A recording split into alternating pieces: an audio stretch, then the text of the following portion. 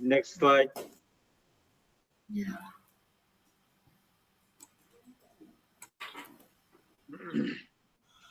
Okay, yeah. Today, I'll probably cover most of the module 1, 2, 3. Maybe if we have a time, then module 4, but probably I will cover module 1, 2, 3. And Mike, you can translate. Trong buổi học ngày hôm nay thì chủ yếu tôi sẽ tập trung vào module 1, 2 và 3. Nếu như chúng ta có thời gian thì tôi sẽ đi qua module 4, nhưng chủ yếu chúng ta sẽ tập trung vào số 1, 2 và 3. I'm trying to explain the basics and basics of how you start the company and how you manage the company and how you finance for your business and how you grow your business once you set up your business. Và chủ yếu thì tôi cũng sẽ giới thiệu về nền tảng của kinh doanh, làm thế nào để bắt đầu một doanh nghiệp, làm thế nào để có tài chính cho một doanh nghiệp và làm thế nào để vận hành được doanh nghiệp đấy. So for the module 1 and 2, that's the real basics of the ET business and how you generate your business ideas. And module 3 and 4, this is a little bit complex subject. So I may give you some glimpse of the principles of how you're going to conduct the market research and how you do the result of the research and analyzing it and how you create your products or services. So you can have some kind of the basic knowledge to do these subjects. Đối với module 1 và 2 thì chủ yếu là những kiến thức, một số thông tin liên quan đến doanh nghiệp ET và làm thế nào để bắt đầu tạo ra được những ý tưởng cho công việc kinh doanh. Trong module 3 và 4 thì chúng ta sẽ tiếp cận với những cái kiến thức nó phức tạp hơn và chủ yếu tôi cũng sẽ giới thiệu một số khái niệm và ví dụ làm thế nào để chúng ta tiến hành được một số cái nguyên tắc để tiến hành nghiên cứu thị trường và phân tích những cái dữ liệu chúng ta thu thập được. Và trong module 4 thì sẽ tạo ra những cái giá trị của sản phẩm và dịch vụ cho một doanh nghiệp. Next slide. And module 5, 6, and 7 is basically how you develop the marketing plan, which is selling your products or services. And 6 is module 6 covers how you manage your business,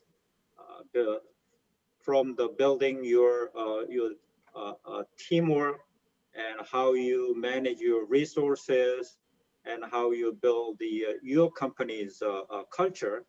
And module 7 covers the basics of how you do the financial planning, from getting the money from outside to operating with that money. And finally, module 8 covers basics of business plan, how you develop all these previous experiences with the getting the product ideas and the developing the marketing plan and the financial plans, and how you combine all these plans within one structure, which is a business plan. Trong 4 module còn lại thì đây sẽ là những phần mà chúng ta tập trung vào xây dựng một cái kế hoạch kinh doanh, và trong đó thì có những cái kiến thức liên quan đến phần tiếp thị để bị thâm nhập vào thị trường như thế nào, trong module số 6 là về việc quản lý công ty, thì cách mà chúng ta xây dựng một đội nhóm cũng như quản lý những cái tài nguyên của một doanh nghiệp. Module số 7 về kế hoạch tài chính, thì làm thế nào để chúng ta có được những cái ngân sách từ bên ngoài và chúng ta sử dụng cái tài chính của một công ty như thế nào để hiệu quả. Module số 8 là kế hoạch kinh doanh, thì chúng ta sẽ tổng hợp lại tất cả những cái phần những cái những cái module nhỏ kia, thì chúng ta sẽ tổng hợp lại trong một cái phần này và đưa đưa những cái biến những cái ý tưởng, biến những cái kế hoạch nhỏ kia vào trong một hệ thống và một cấu trúc để nó tạo thành một kế hoạch kinh doanh tổng thể. Next slide. So through this classes, the main goal I'm trying to achieve through this classes is have you actually develop your own business plans through these classes. I want you to have that kind of basic ideas and knowledges and actually experience how to develop the business plan. Và mục tiêu chính của chương trình của khóa học này đấy là tôi muốn các bạn sẽ có thể phát triển được khả năng viết một kế hoạch kinh doanh, và như chúng ta có những kinh nghiệm, có những trải nghiệm gì, có những kiến thức gì thì chúng ta sẽ sử dụng những điều đó để tạo ra một kế hoạch kinh doanh. Okay, and based on the questionnaires I sent you, and I received your answers, and I look at your answers, and most of you heard of what the business plan is, and some may develop a very small scope of a business plan, but the majority of you doesn't have any experience to develop full scale of a business plan. So I'm trying to give you an idea and some ways to develop the full scale business plan through this program. Thông qua phiếu khảo sát tôi đã gửi cho các bạn và những phản hồi các bạn đã gửi lại cho tôi, thì tôi thấy là một số người trong lớp của chúng ta đã hiểu cái khái niệm phần nào đấy của kế hoạch kinh doanh, và một số người đã phát triển những cái kế hoạch kinh doanh nhỏ, nhưng chưa có ai trong chúng ta phát triển một cái kế hoạch kinh doanh với cái mức độ đầy đủ của nó. Và còn lại là phần lớn ở trong lớp chúng ta thì hầu như chúng ta chưa tiếp cận và chúng ta chưa hiểu được những cái khái niệm liên quan đến mô hình kinh doanh này. Okay, next slide.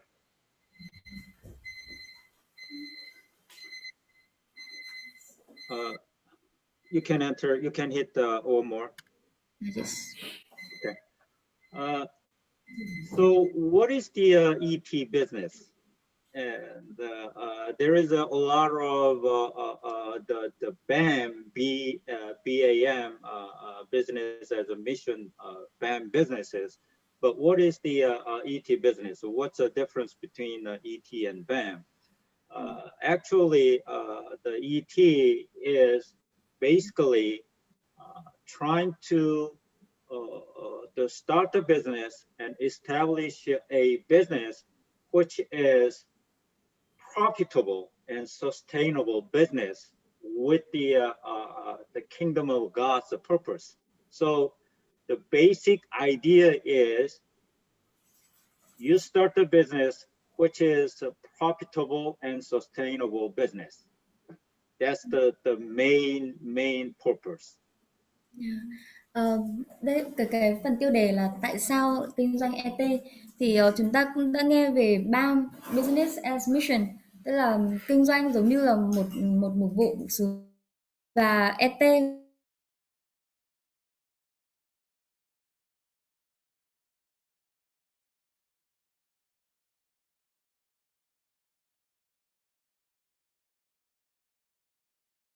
các doanh nghiệp ET là những doanh nghiệp mà tạo ra lợi nhuận và có khả thi tạo ra lợi nhuận và sẽ tồn tại một cách bền vững so với so với cái sự phát triển của vương quốc của Đức Chúa Trời thì có những cái từ khóa mà chúng ta có thể nhớ về ET, đấy là có lợi nhuận và bền vững.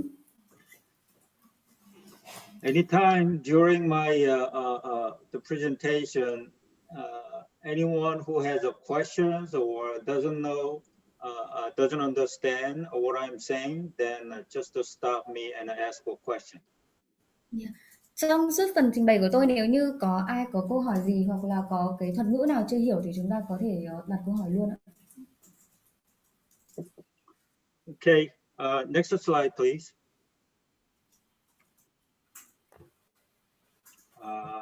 I think the basic the contents was covered with this.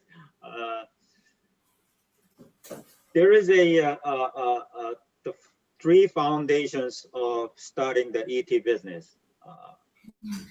Đây As I là said, ba cái nền tảng cốt của kinh doanh ET. go ahead, go ahead. All right. As I said, the main purpose of doing or starting the ET business is to start a business which is profitable and sustainable with the God's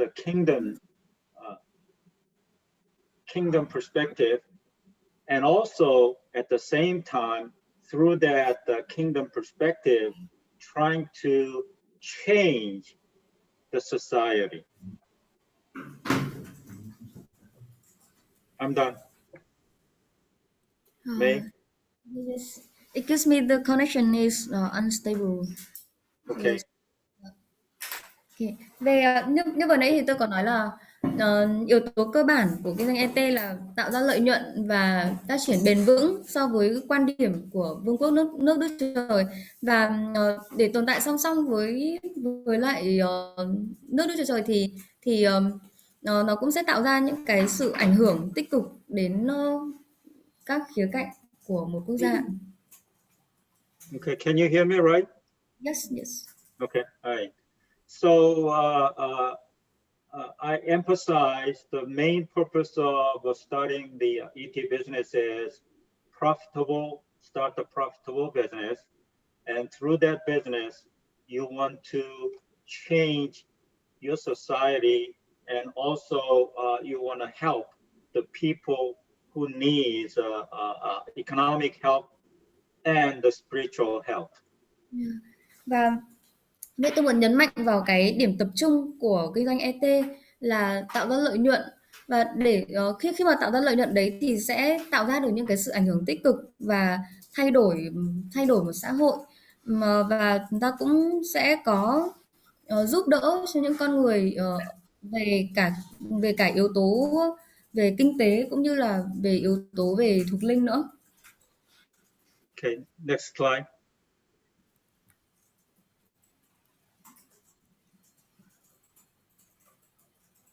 ET business is a teamwork, and when you start the ET business, you are not starting the business by yourself. There is a teamwork which help you to start the business and maintain and manage the business and grow the business. And the teamwork coming from all different areas of expertise, like financial experts, business area experts, like consultants, like accountants and tax lawyers, and some human resource experts. Also, the help from the local missionaries.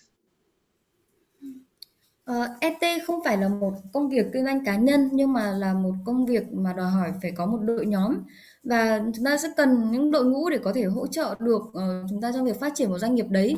Ví dụ như là chúng ta cần rất nhiều các chuyên gia trong các lĩnh vực kinh doanh hay tài chính, luật, kế toán, những chuyên gia về nhân sự, quản lý, và chúng ta cũng cần những nhà truyền giáo, chuyên gia ở tại địa phương nữa.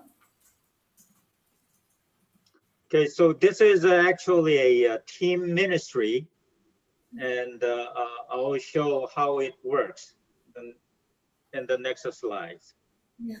Và như vậy thì đây là một mục vụ theo đội và tôi sẽ chia sẻ làm thế nào để chúng ta có thể làm được điều đó. Okay. You can show all. You can hit the enter one more time. One more time. Okay. All right. Actually, this is a real business, and the few of the missionaries to visit the Haiti. The country is very poor, and they visit one of the poorest area of the Haiti, and they saw the the person in that village making some baskets with the palm trees, and they came back from the trip, and a couple young people, they got an idea how to take that baskets made by the Haitian village people to outside of Haiti. And actually, there is the several team members join in trying to help that to start the business. You can translate. Ờ, Đây là một câu chuyện của một câu chuyện của một doanh nghiệp có thật. Thì doanh nghiệp này bắt đầu ở tại Haiti và ở tại một cái khu vực làng quê rất là nghèo ở tại Haiti. Thì khi mà có một chuyên gia đến đây và họ nhìn thấy có người dân ở tại nơi này họ làm những cái giỏ thì sau đó thì những người trẻ tuổi ở đây họ cũng có ý tưởng là làm thế nào để sản xuất và bán được những cái giỏ này ra ngoài khu vực ở đất nước Haiti.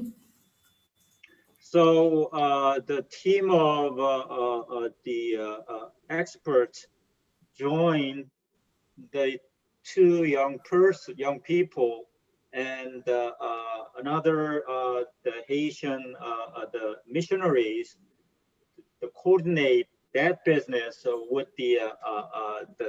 the persons in the Los Angeles, California, and actually they start the business and bring that the baskets to California and trying to sell that through the bunch of different the businesses. Actually, the two the young professionals they went out to market the baskets to the Home Depot, which is a very big business in the States. Và sau đó thì những người chuyên gia, cái đội ngũ chuyên gia này họ đã gặp gỡ hai người thanh niên trẻ ở tại Haiti kia và họ bắt đầu có ý tưởng là những người chuyên gia này sẽ mang những cái giỏ hoa này trở lại đến California và để bán những cái giỏ hoa ở tại California. Thì ở tại đây họ họ dùng tức là những người thanh niên họ họ đi ra và họ bắt đầu tiếp thị quảng cáo về sản phẩm để có thể bán được. Và sau đó thì họ giới thiệu cái sản phẩm này đến Home Depot là một cái doanh nghiệp rất rất lớn ở tại Mỹ. So this is one of the success story of ET business. Đây là một câu chuyện, một ví dụ về sự thành công của một doanh nghiệp ET. And you can actually go to that website on the bottom. There, on bottom of the slide, there is a reference website. You can actually went into that website and see that this actual business whole story. Chúng ta ở cái này nó bị hiển thị thiếu mất cái phần đầu và phần cuối. Thì ở dưới cái slide này chúng ta có cái trang, có một cái đường dẫn và chúng ta có thể tìm hiểu về cái câu chuyện về cái dự án của cái doanh nghiệp giỏ hoa ở tại Haiti này. Next slide. So when you start the ET business. And there is a 3 different kind of support that you're going to get from the ET. And actually, I will explain a little bit more detail. One of the support from the ET, the committee is advisory support. Through the advisors, you can get their expertise when you start the business. And another support is through that business incubation. And the Professor Lim, he through him, there is a some incubation centers around different countries. So through that, the business incubation centers, you can actually get help. And also there is a workshops and training, so you can get some actually hands-on training and workshops through that, the workshops and training sessions.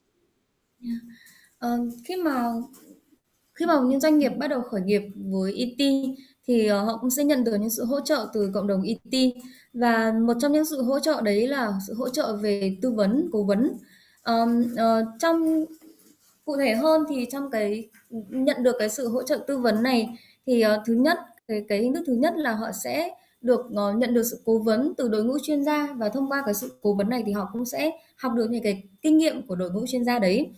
Cách thức thứ hai là qua vườn ươm, tức là các trung tâm vườn ươm cho các doanh nghiệp. Thì ví dụ như giáo sư Lim, thông qua giáo sư Lim thì cũng có khá nhiều cái vườn ươm này được mở ra ở các quốc gia khác nhau. Và nếu khi mà ở tại quốc gia và có một cái vườn ươm doanh nghiệp này thì các doanh nghiệp cũng sẽ được hỗ trợ về những cái kinh nghiệm hoặc là cách thức để vận hành chuyên nghiệp, vận hành cái doanh nghiệp của mình. Và hình thức thứ ba đấy là thông qua các buổi hội thảo và đào tạo về những nguyên tắc. Next slide. My lecture was a little bit short, and your translation is quite long.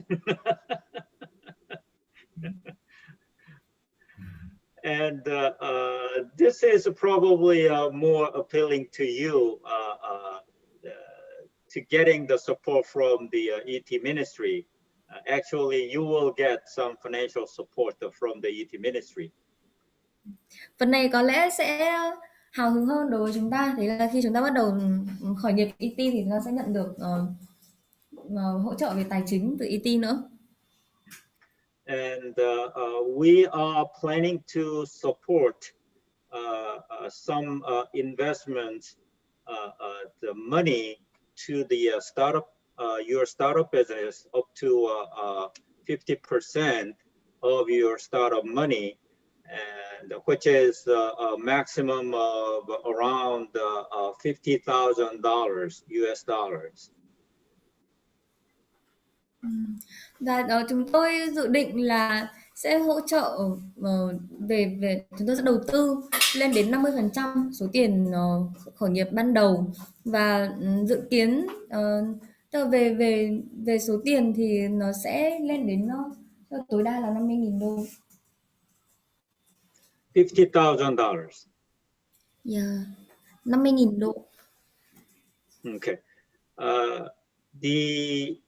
I think the most of the small business probably $50,000 combined with your investment, which is probably a $50,000, and the total up to with the $100,000, you can start, I think, any kind of a business in Vietnam.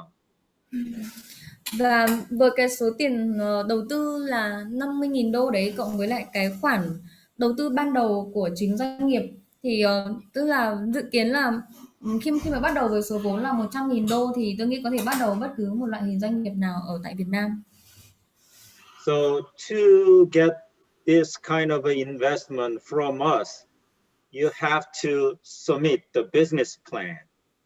Và để nhận được cái sự hỗ trợ tài chính này từ chúng tôi thì các bạn phải nộp cho chúng tôi một cái kế hoạch kinh doanh.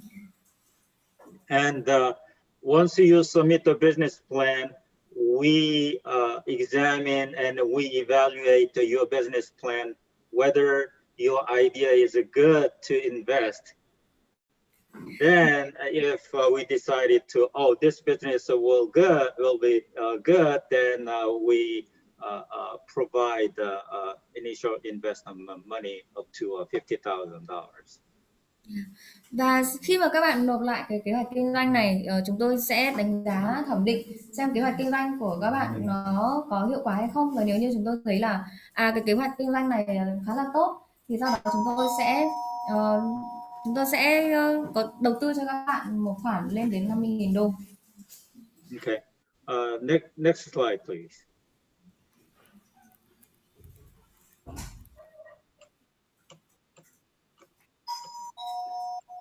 This is the ET business startup business planning cycle.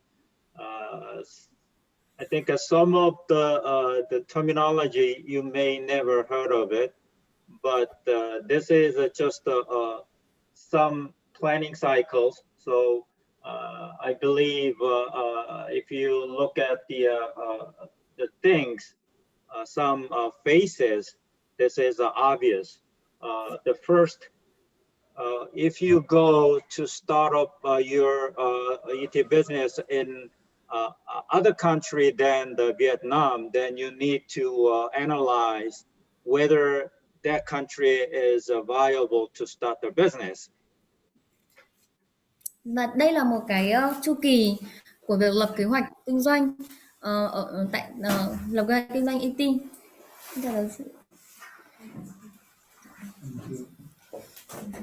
Và chúng ta sẽ thấy được đây là một cái chu kỳ mà nó cũng dễ để hiểu, và có một cái phần ở bên trên đấy là về phân tích chiến lược quốc gia. Thì nếu như chúng ta bắt đầu một cái doanh nghiệp ET ở tại một đất nước khác không phải là Việt Nam thì chúng ta sẽ cần phải đánh giá và phân tích xem là nó có khả thi không mà mình bắt đầu một cái doanh nghiệp ở tại cái đất nước này. So as I explained in the previous slides, ET business composed with the two different functions. So one is the business side of it, and the other one is a missional side of it. So you develop the business side of a business plan, and also you need to develop a missional side of a business plan, and combined with these two plans and coming up with the master ET business plan. Và như tôi đã phân tích trước đó thì trong cái kinh doanh ET thì nó sẽ bao gồm hai khía cạnh. Đầu tiên là về khía cạnh về kinh doanh và thứ hai là khía cạnh về truyền giáo. Thì khi lập kế hoạch chúng ta sẽ cần phải có một cái kế hoạch kinh doanh chiến lược và thứ hai là một cái kế hoạch về truyền giáo nữa. Sau đó thì chúng ta sẽ kết hợp hai cái kế hoạch này trở thành một cái kế hoạch chiến lược tổng thể. So once you develop the first initial business plan, master business plan, then you discuss with the stakeholders like the missionaries and the other business stakeholder, shareholder, and trying to modify that initial version and coming up with the final strategic master ET business plan. And this business plan, once you develop it, most of the people think this is it, and then just to put away on the shelf. But this business plan is a living document. You need to continuously modify and change, depends on the situation. So this cycle shows that the living document cycle. Và khi mà chúng ta đã có được cái kế hoạch tổng thể ban đầu, chúng ta sẽ cần phải đánh giá với lại các bên liên quan, ví dụ như là những nhà truyền giáo ở địa phương hay là các những người góp vốn, những người cổ đông của cái doanh nghiệp đấy. Sau khi tất cả đã đánh giá và chúng ta thống nhất được về một cái kế hoạch thì từ cái kế hoạch ban đầu này nó sẽ trở thành cái kế hoạch tổng thể cuối cùng. Và có nhiều người thì sau khi mà họ ra được cái kế hoạch cuối cùng họ nói là thế là đã xong hết rồi và họ bắt đầu cất cái kế hoạch này lên kệ. Nhưng mà cái kế hoạch kinh doanh này là một cái tài liệu sống động nên nó sẽ cần phải liên tục được đánh giá, điều chỉnh, sửa đổi tùy thuộc vào cái tình hình của nhu cầu của thực tế. Great translation, Mike. Are you okay? Yes. Okay. All right. Next slide, please.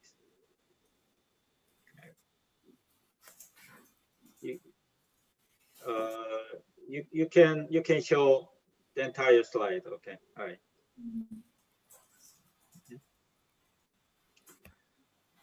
All right. So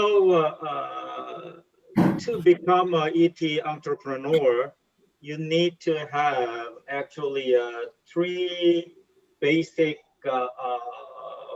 foundational qualifications. Go ahead, Và translate. và để trở thành một phần của cộng đồng ET thì bạn sẽ cần phải có ba cái phẩm chất quan trọng nhất và nền tảng của một doanh nhân ET. Okay.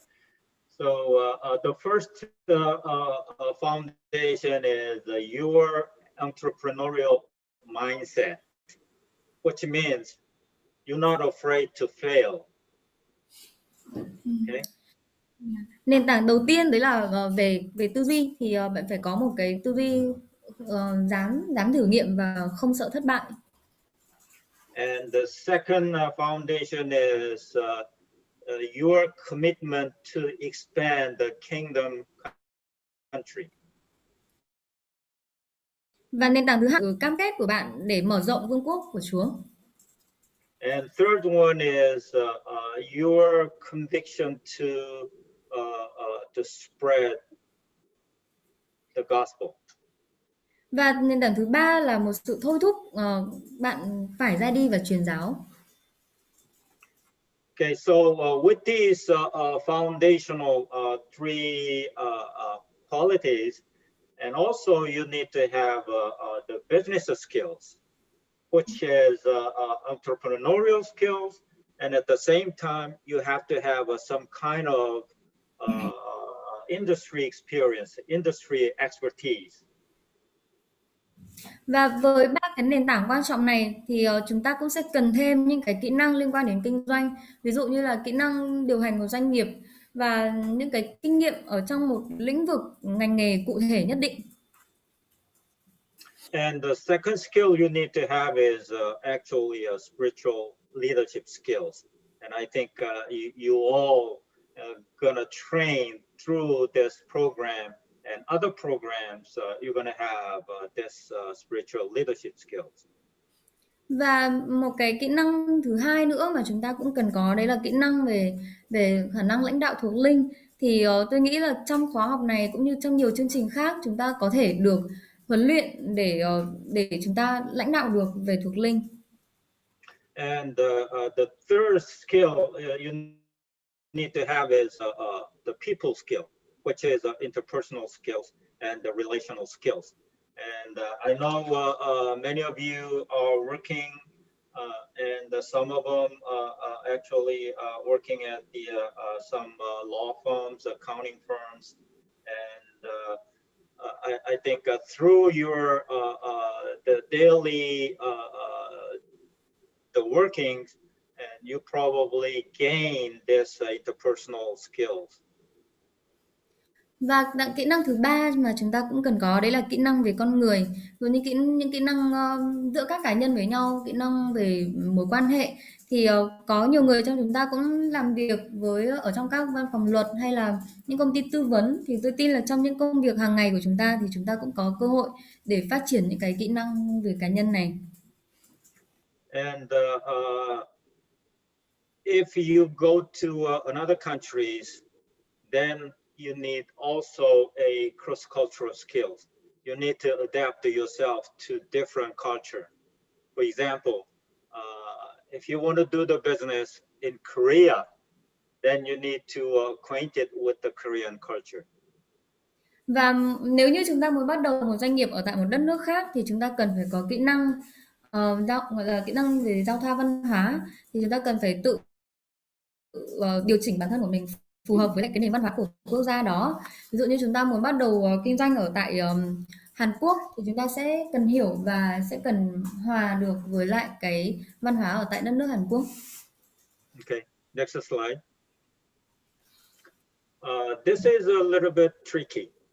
So before you start the ET business, you need to ask yourself whether this starting an ET business is really right for you, and ask yourself whether you have a commitment to expand the kingdom, and also you are committed to spread the gospel. Và trước khi mà chúng ta xác định mình sẽ bắt đầu đi thì chúng ta cũng cần đặt ra những câu hỏi cho bản thân là chúng ta có phù hợp để trở thành một doanh nhân IT hay không, hành trình đó sẽ là gì, rồi chúng ta có sẵn sàng cam kết vì sự phát triển của vương quốc của Chúa hay không, có được thôi thúc trong lòng để truyền giáo hay không.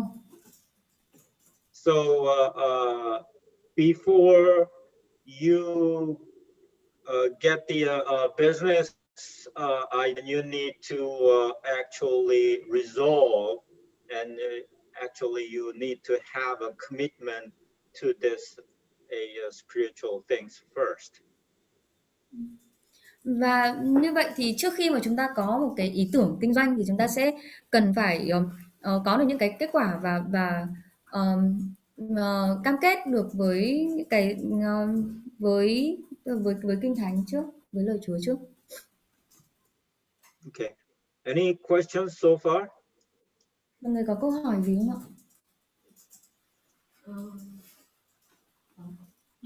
Yes. No? No question? Yes. Yes, question?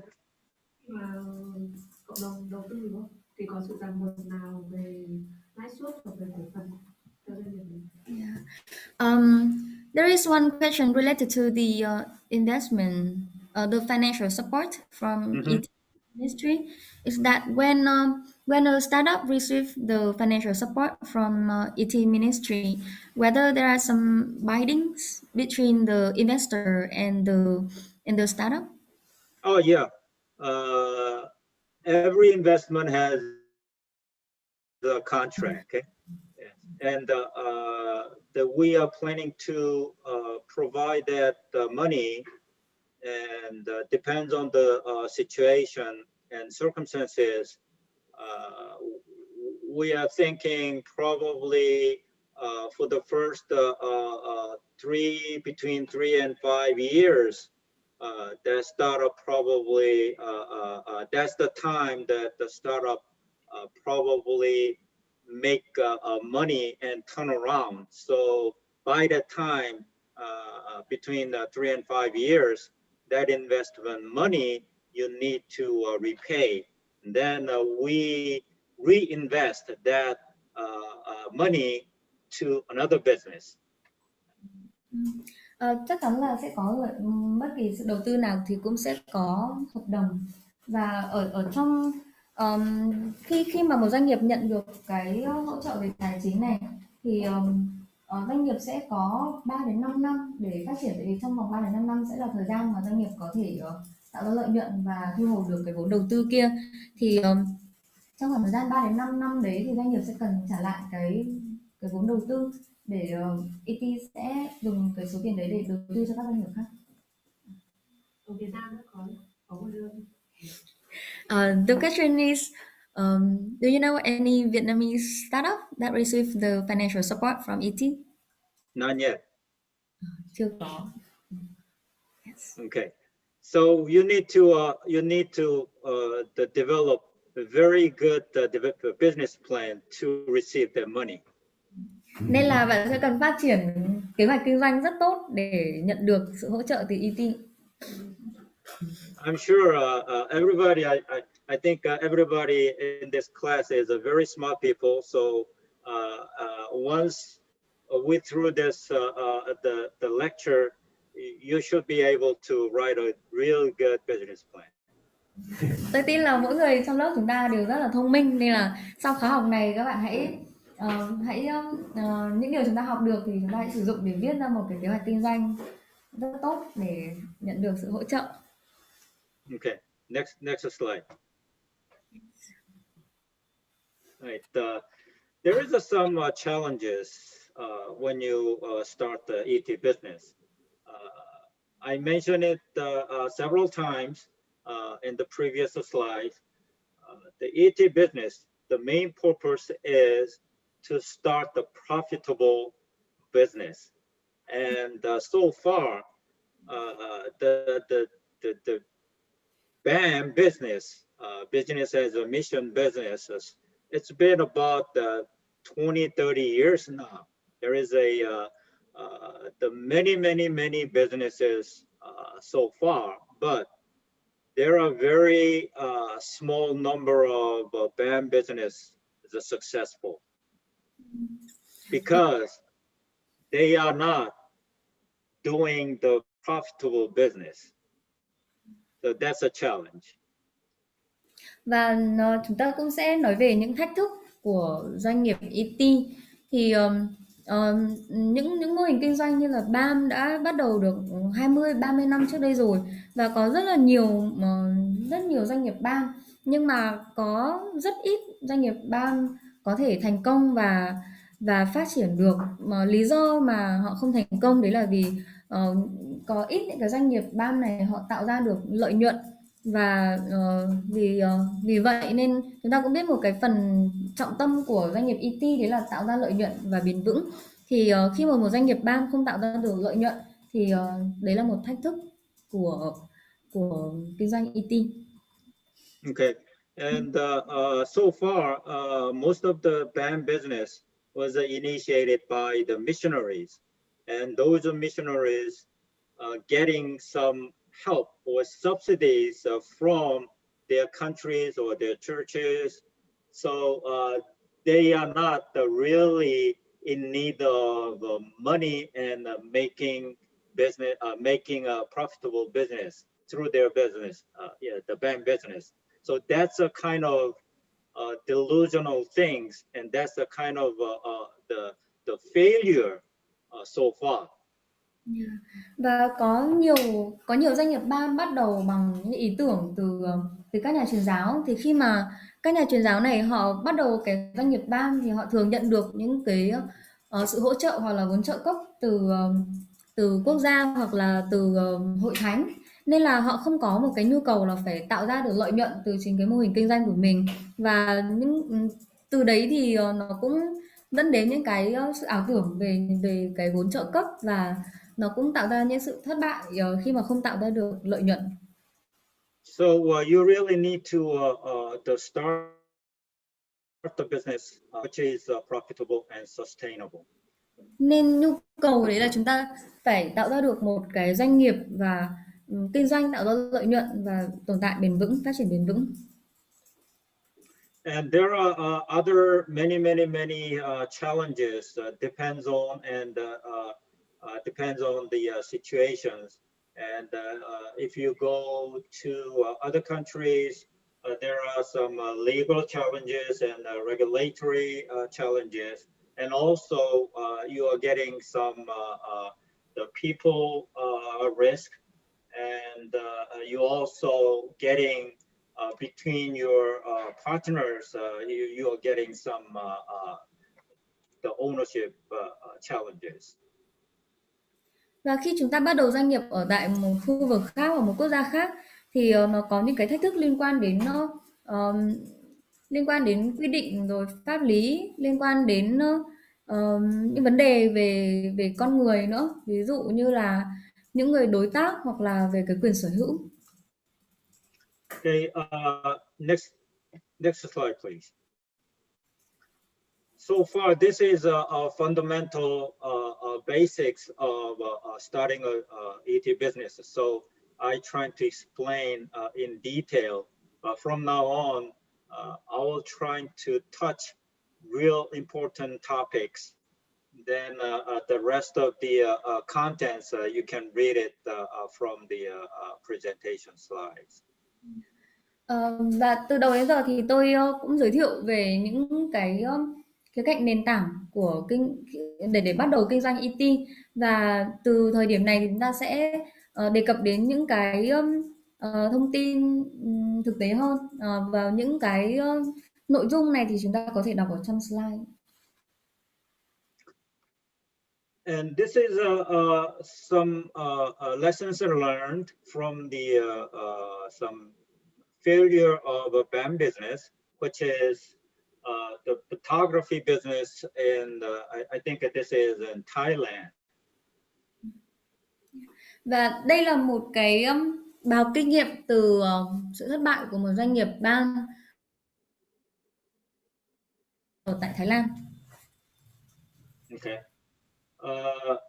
The background of this business is actually the missionaries, they trying to start the photography business, and they missionaries have some experiences in taking pictures and producing a real good photography, and they thought, and it looks like this business is marketable and profitable in the beginning, but their target market was a tourist, primarily tourist, and actually they produced a very high quality of pictures. Go ahead. Đối với doanh nghiệp này thì bối cảnh đấy là cái người bắt đầu doanh nghiệp là một nhà truyền giáo, thì cái nhà truyền giáo này rất có kinh nghiệm trong lĩnh vực chụp ảnh. Ông chụp ảnh rất đẹp và tạo ra được những bức ảnh chất lượng cao, và ông nghĩ rằng cái sản phẩm này nó có thể tiếp cận được thị trường và nó có thể tạo ra được lợi nhuận, thì đấy là cái ý tưởng ban đầu. Nhưng tuy nhiên cái đối tượng khách hàng mục tiêu mà doanh nghiệp này nhắm đến đấy là các du khách đến tại cái quốc gia này. So what happened after they started it? That business failed and they closed down because they didn't do any market research, and they didn't do any plannings before they actually start the business. So they found out there is not many customers for their products, so they closed down the business. Và điều gì đã xảy ra sau khi mà có những ý tưởng kinh doanh như thế? Thì cái kết quả là doanh nghiệp này đã đóng cửa, bởi vì họ đã không có tiến hành những cái nghiên cứu về thị trường, cũng như là họ không có lên những kế hoạch kinh doanh, và họ nhận thấy là không có khách hàng và họ không tạo ra được cái lợi nhuận từ chính công việc kinh doanh của mình, nên họ đã phải đóng cửa. Okay, next slide, please. This is another case, and this is actually a coffee farm in Haiti. I know Vietnam produce a lot of coffee too, and the missionaries went to the Haiti, and they saw there are a lot of coffee farms in Haiti, and they trying to start the BAM business, but that failed because even before they making money, the missionaries left that country. Và cái ví dụ thứ hai này đấy là một trang trại cà phê ở tại Haiti. Thì tôi biết là ở Việt Nam chúng ta cũng có một cái sản phẩm nổi tiếng và sản xuất nhiều, đấy là cà phê. Thì ở tại cái doanh nghiệp này, người bắt đầu cũng là một nhà truyền giáo, và ông có ý tưởng để phát triển cái nông sản chính là ở một số khu vực là cà phê ở tại Haiti. Thì nhưng tuy nhiên cái doanh nghiệp này cũng đã thất bại, bởi vì lý do là cái nhà truyền giáo này đã nếu như là đã rời khỏi cái quốc gia này. So you need to have your commitment for the business to getting through to the end. Vậy nên là các bạn cần có một cái sự cam kết với chính cái việc kinh doanh của mình để đưa nó đến cái chặng cuối cùng. So this is the reason why you need to develop a business plan. Và đây là lý do vì sao mà chúng ta cần phải phát triển kế hoạch kinh doanh. Okay, next slide. Next slide. So now we are getting the business plan, and I think we are almost 1 hour, and we are not getting even half of the module 1. So I'm going to speed up a little bit. Yes. Go ahead. Bây giờ chúng ta sẽ bắt đầu đến phần về kế hoạch kinh doanh. Thì chúng ta đã bắt đầu được 1 tiếng rồi nên tôi sẽ tăng tốc ạ.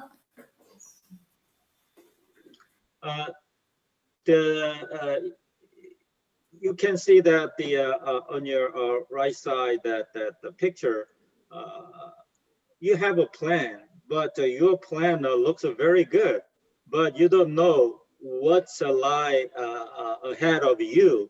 There is a ups and downs. There is a swamp, and there is the rainy days awaiting ahead of you. You don't know that until you actually put your idea into paper. Chúng ta có thể thấy cái hình ảnh ở bên phải này thì nó giống như khi mà chúng ta có một ý tưởng, có một kế hoạch thì chúng ta nghĩ nó rất là thuận lợi và trông rất là tuyệt vời, nhưng mà chúng ta không biết được điều gì đang chờ đợi ở phía trước. Những cái vực thẳm hoặc có những ngày mưa, chúng ta chỉ thực sự biết khi mà chúng ta đặt viết xuống những cái ý tưởng này, kiểu viết hết và trình bày hết lên trang giấy. So there is two very famous the venture capitalists. One is Eugene Kleiner, which started at the Kleiner Perkins, the venture capital firm in Silicon Valley. He said that idea may sound great, but when you put down all the details and numbers, it may fall apart. So you need to, that's the reason you need to put your idea into the paper. Và ở đây có hai câu nói khá là nổi tiếng từ venture capitalist, tức là những người mà chuyên gia gọi vốn về cho doanh nghiệp. Dạ. Thì có một người là Kleiner, người này cũng đã bắt đầu bắt đầu khởi nghiệp một công ty rất thành công ở tại thung lũng Silicon. Thì ông nói rằng cái việc mà mình viết ra được một cái kế hoạch kinh doanh, và đặc biệt là liên quan đến những cái chi tiết, những cái con số, nó rất là quan trọng, vì nếu mà không hình dung được những cái điều này thì doanh nghiệp có thể bị sụp đổ. Nhưng mà khi mà viết ra những cái chi tiết, những cái con số lên trang giấy thì doanh nghiệp đấy có thể tồn tại được. Okay, next slide.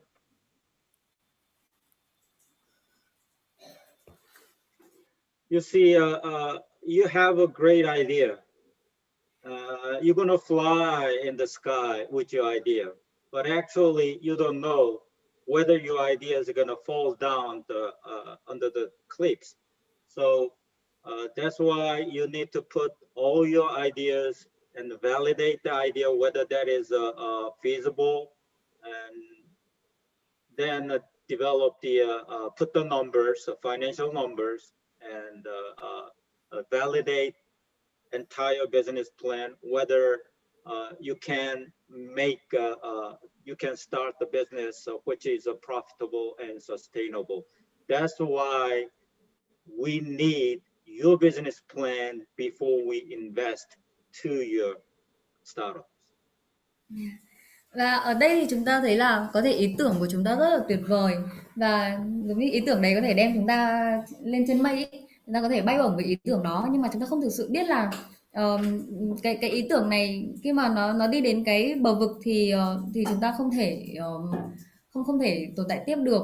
Và vì vậy nên nó sẽ cần phải phát triển kế hoạch kinh doanh, và trong đó thì sẽ cần có những cái con số liên quan đến tài chính, rồi cách thức mà mình sẽ quản lý cái doanh nghiệp này như thế nào, và làm thế nào để những cái kế hoạch kinh doanh này nó khả thi và nó tạo ra được lợi nhuận. Nên đây là lý do vì sao mà chúng tôi phải đánh giá mô hình kinh doanh rất là kỹ trước khi mà quyết định đầu tư. I sent you two sample business plan to Professor Im. I believe everybody got that two sample business plan. Tôi đã tôi nhờ giáo sư Lim gửi cho các bạn hai cái mô hình kinh doanh mẫu, thì các bạn có hết rồi đúng không ạ? Everybody has that? Chúng ta đều có chứ ạ. And I believe everybody read that two sample business plan, right? Và tôi tin là tất cả chúng ta đều đã đọc hai cái mô hình kinh doanh mẫu đấy rồi, phải không ạ? Okay, everybody read it. All right. So the left-hand side, these are the components of the business plan: executive summary, and the company descriptions, and products and services part, and marketing plan, management plan, financial plan, and some appendices, which you need to attach all the detailed numbers, financial numbers. Okay. Và bên tay trái này thì đây sẽ là một số cái nguyên tố cơ bản của một cái bản kế hoạch kinh doanh. Đầu tiên sẽ có tóm tắt điều hành, mô tả công ty, sản phẩm và dịch vụ, kế hoạch tiếp thị, kế hoạch quản lý, kế hoạch tài chính và phụ lục. Thì trong phần phụ lục chúng ta đính kèm tất cả những cái con số hoặc là những cái phần nghiên cứu chi tiết của chúng ta. Okay, next slide.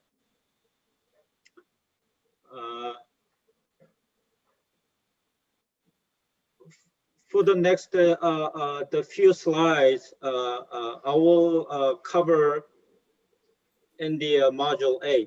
So in the module 8, when we cover when we discuss the module 8, I will get into the more details.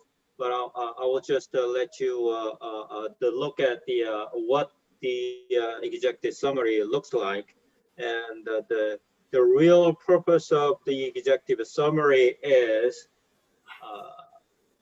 trying to convince the investors like us to get an impression, to read your whole business plan before throwing that business plan into the trash can. Và những cái yếu tố ở trong cái slide trước thì chúng ta sẽ đi kỹ hơn ở trong module số 8. Và ở phần này thì tôi sẽ chỉ giới thiệu sơ qua khái quát. Cái phần này là về cái phần tóm tắt điều hành á, về cái bản tóm tắt điều hành thì nó sẽ có khoảng 2 đến 3 trang, và cái mục tiêu chính của cái tóm tắt điều hành này đấy là thuyết phục những nhà đầu tư, ví dụ như là chúng tôi, để chúng tôi làm nào để thuyết phục chúng tôi có một cái sự hứng thú để tiếp tục có đọc hết toàn bộ cái bản kế hoạch kinh doanh của các bạn hay không, hay là sẽ đem cái kế hoạch kinh doanh này bỏ vào thùng rác. So this executive summary is a really summary of your business plan.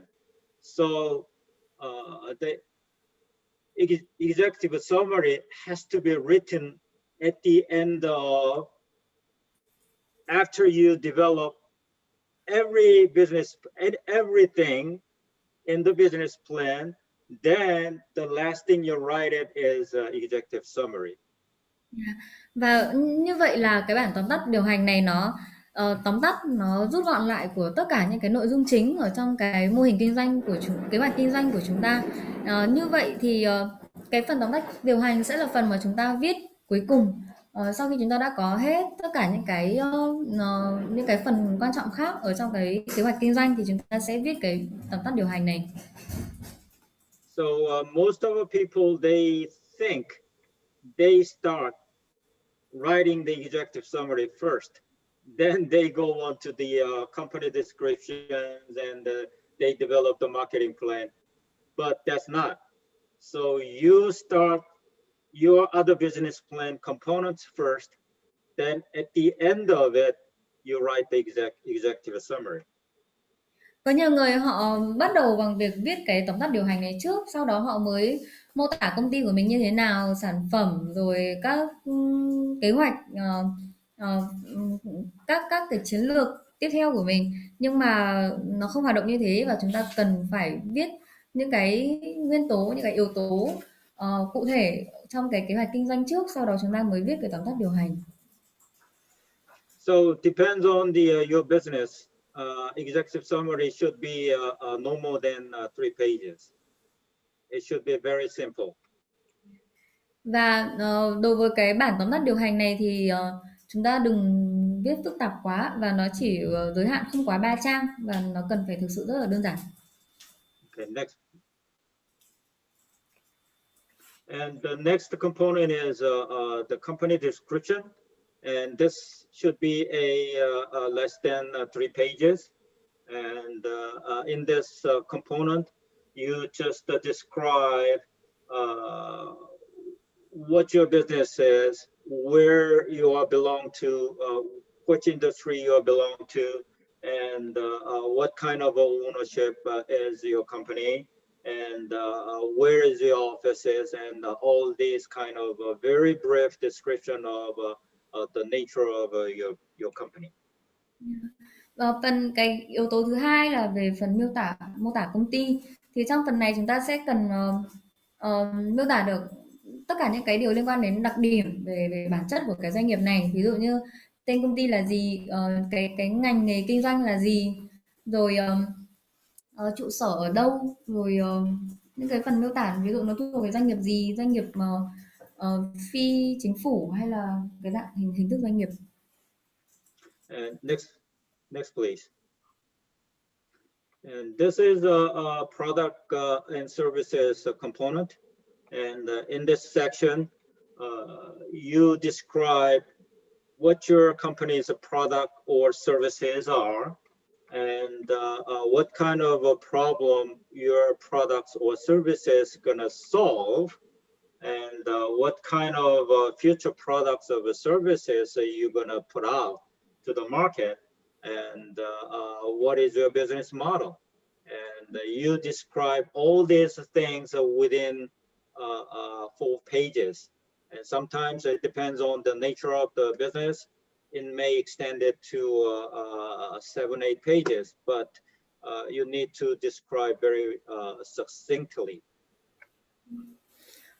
Yếu tố thứ ba là về phần sản phẩm và dịch vụ. Thì trong phần này chúng ta sẽ cần phải nêu ra được sản phẩm hoặc dịch vụ của công ty là gì và cái vấn đề nào mà sản phẩm hoặc dịch vụ này giải quyết được, những cái định hướng trong tương lai mà sản phẩm hay dịch vụ của công ty sẽ được phát triển như thế nào, và tùy thuộc vào từng cái tình hình hay từng cái đặc điểm của doanh nghiệp mà cái phần sản phẩm và dịch vụ này thông thường nó sẽ giới hạn trong vòng 4 trang, nhưng mà tùy một số doanh nghiệp có thể viết lên tầm 7 hoặc 8 trang, nhưng mà tuy nhiên thì cũng không cần viết dài quá và chỉ viết thật là cô đọng.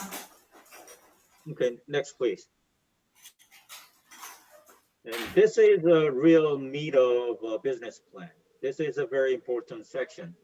And the marketing plan consists of basically 2 major components, which is market analysis section, and the other one is a marketing strategy.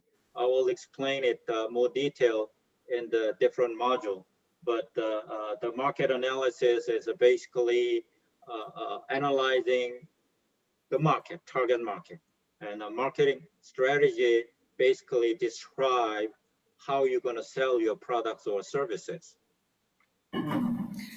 Phần tiếp theo là về kế hoạch tiếp thị. Thì đây sẽ là phần quan trọng nhất trong kế hoạch kinh doanh của chúng ta. Và trong phần này thì sẽ bao gồm 2 cái khía cạnh chính. Thứ nhất là về phân tích thị trường và thứ hai là chiến lược tiếp thị. Thì đối với mỗi phần này tôi sẽ giải thích chi tiết trong từng cái phần tiếp theo.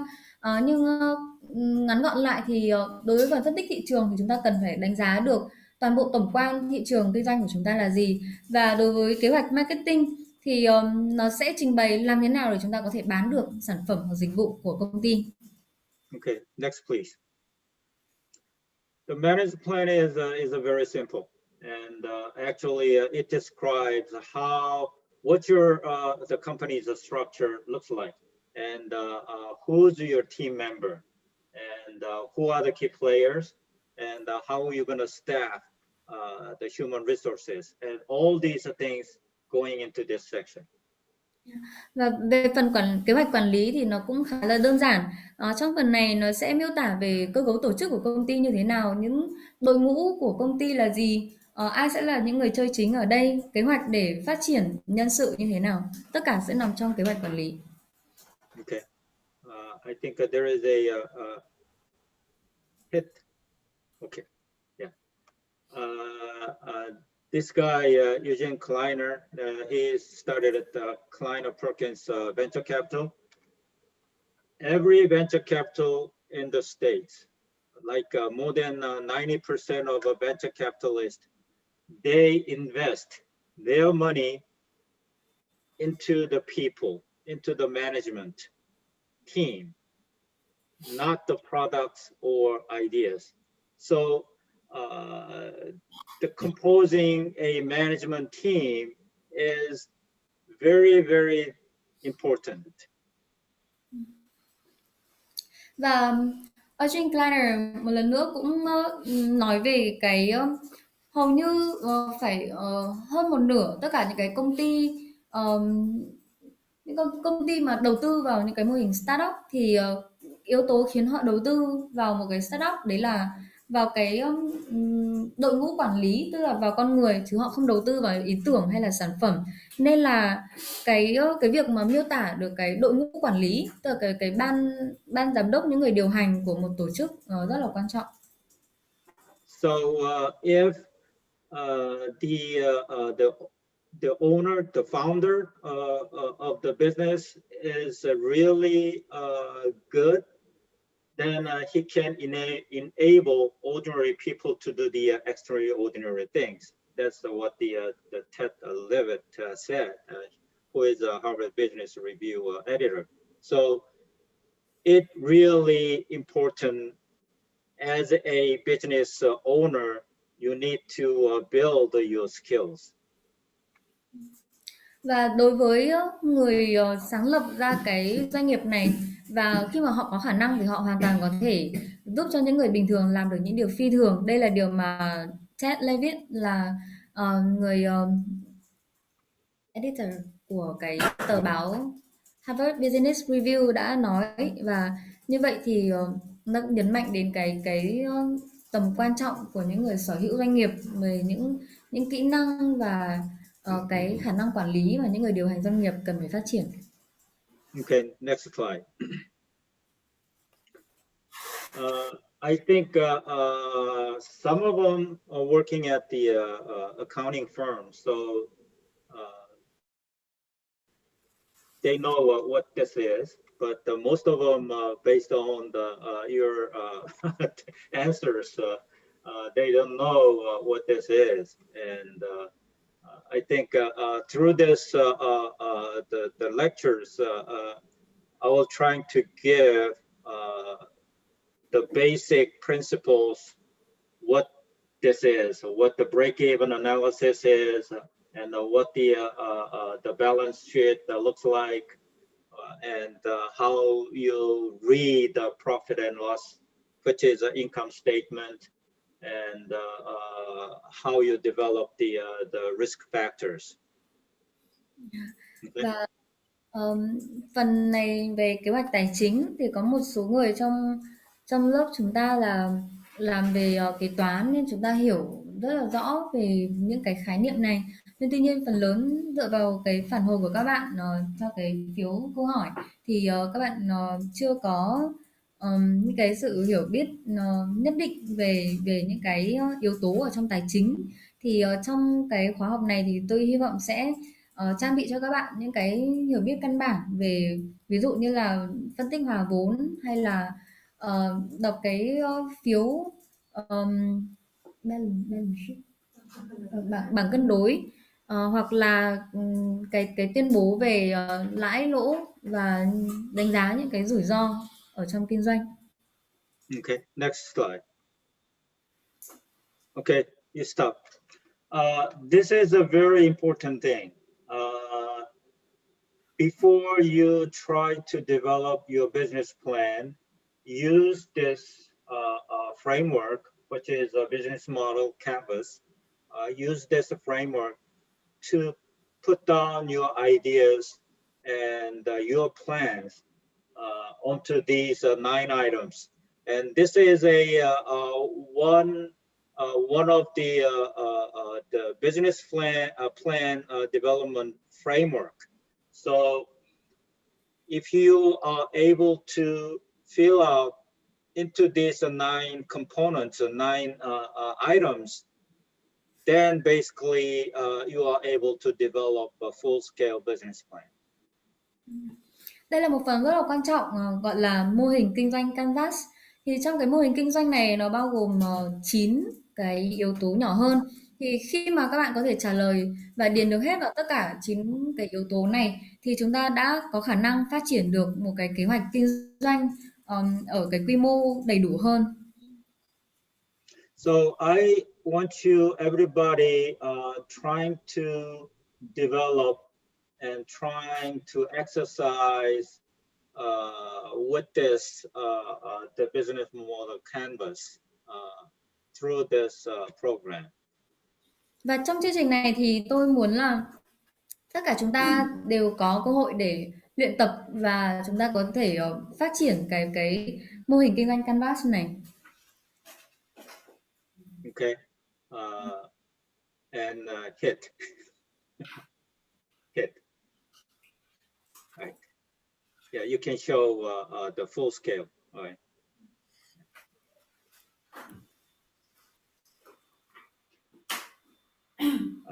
There is a detailed descriptions on each items, and I think it's very easy to understand things. So I don't want to go the detail onto each items, but please read carefully and trying to put your ideas into these 9 items. And once you complete this canvas, you can email me your versions, then I can review your canvas. Okay. Đây là một cái ví dụ và nó miêu tả nó tức là nó có những cái câu hỏi và cái phần quan trọng, tức là cái mục đích khi mà chúng ta trả lời 9 cái item, 9 cái yếu tố nhỏ này là gì. Và tôi bởi vì nó rất là chi tiết nên là tôi sẽ không giải thích nữa, nhưng hy vọng các bạn sẽ đọc kỹ và các bạn có thể thực hành. Tức là chúng ta sẽ viết cái mô hình kinh doanh Canvas này, trả lời hết 9 cái ô này và sau đó các bạn có thể gửi email cho tôi. Sau đó tôi sẽ xem xét, đánh giá và có thể phản hồi lại cho các bạn. So you can use this canvas as a straw man to develop your full version of a business plan. Vậy chúng ta có thể sử dụng cái Canvas này giống như là một cái công cụ ban đầu để sau đó mình sẽ phát triển được cái kế hoạch kinh doanh ở cái mô hình đầy đủ. Okay. Next slide. All right. There is a 3 kinds of the ET business. One is good business, but with that bad mission. And the other one is a bad business, but mission is good. But we are looking for good business at the same time, which has a good mission. So this is what the ET business is trying to accomplish. Có 3 loại doanh nghiệp ET. Đầu tiên là một loại doanh nghiệp mà kinh doanh rất là tốt nhưng mà cái sự truyền giáo thì lại không tốt. Và loại thứ hai đấy là kinh doanh không tốt nhưng mà truyền giáo tốt. Nhưng điều mà những doanh nghiệp ET muốn tập trung và phát triển đấy là kinh doanh tốt và sự truyền giáo cũng phải tốt. So in this slide, you can see the structure of the whole business plan and how many pages you need to write. But this is not the absolute number, so you can flexibly write each sections. It can go beyond these numbers, but trying to be succinct and trying to put the necessary things only. Và những cái yếu tố ở trên cái slide này là tổng quan lại về cái kế hoạch kinh doanh, nó sẽ bao gồm những thành tố nào và cái số lượng của nó. Nhưng tuy nhiên thì những con số này ví dụ như là 23 trang nó không phải là con số tuyệt đối. Chúng ta có thể viết nhiều hơn như thế, nhưng tuy nhiên sẽ cần nhớ là những gì chúng ta viết trong kế hoạch kinh doanh này sẽ cần là những điều cốt lõi nhất, cô đọng ờ, và đơn giản. Okay. Next. Any questions so far? Mọi người có câu hỏi nào không ạ? Yeah. Tang Nguyen has a question. Yes, I have a question. Do we have to submit the business plan individually, or we can form teams and group and we can submit the business plan as group? You need to write the business plan for specific business, and that business can be started with the teams. Yes. So yeah, but with the different businesses with the different teams, that's not the way to write the business plan. Okay. Okay. Thank you. So like one team need to have the same vision for a business. Yeah, then they can write the business plan together. Câu hỏi của anh Tùng là có nhất thiết phải mỗi một cá nhân sẽ làm cái bài tập tự viết một cái mô hình kinh doanh canvas, hay là có thể làm theo nhóm? Thì miễn là ví dụ như một nhóm có cùng một cái ý tưởng kinh doanh hoặc cùng một cái khái niệm cho cái kinh doanh đấy thì chúng ta có thể viết theo nhóm. Nhưng mỗi một người có một ý tưởng khác nhau thì chúng ta không viết vào cùng một bản được. Any other question? Có ai có câu hỏi nào khác không ạ? Yeah. Yes.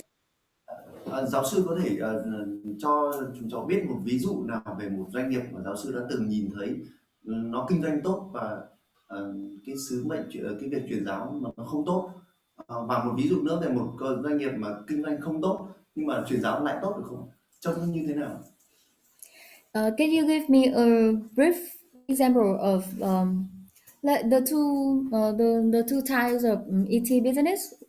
The first one is good business but bad mission, and another example of the bad business but good mission.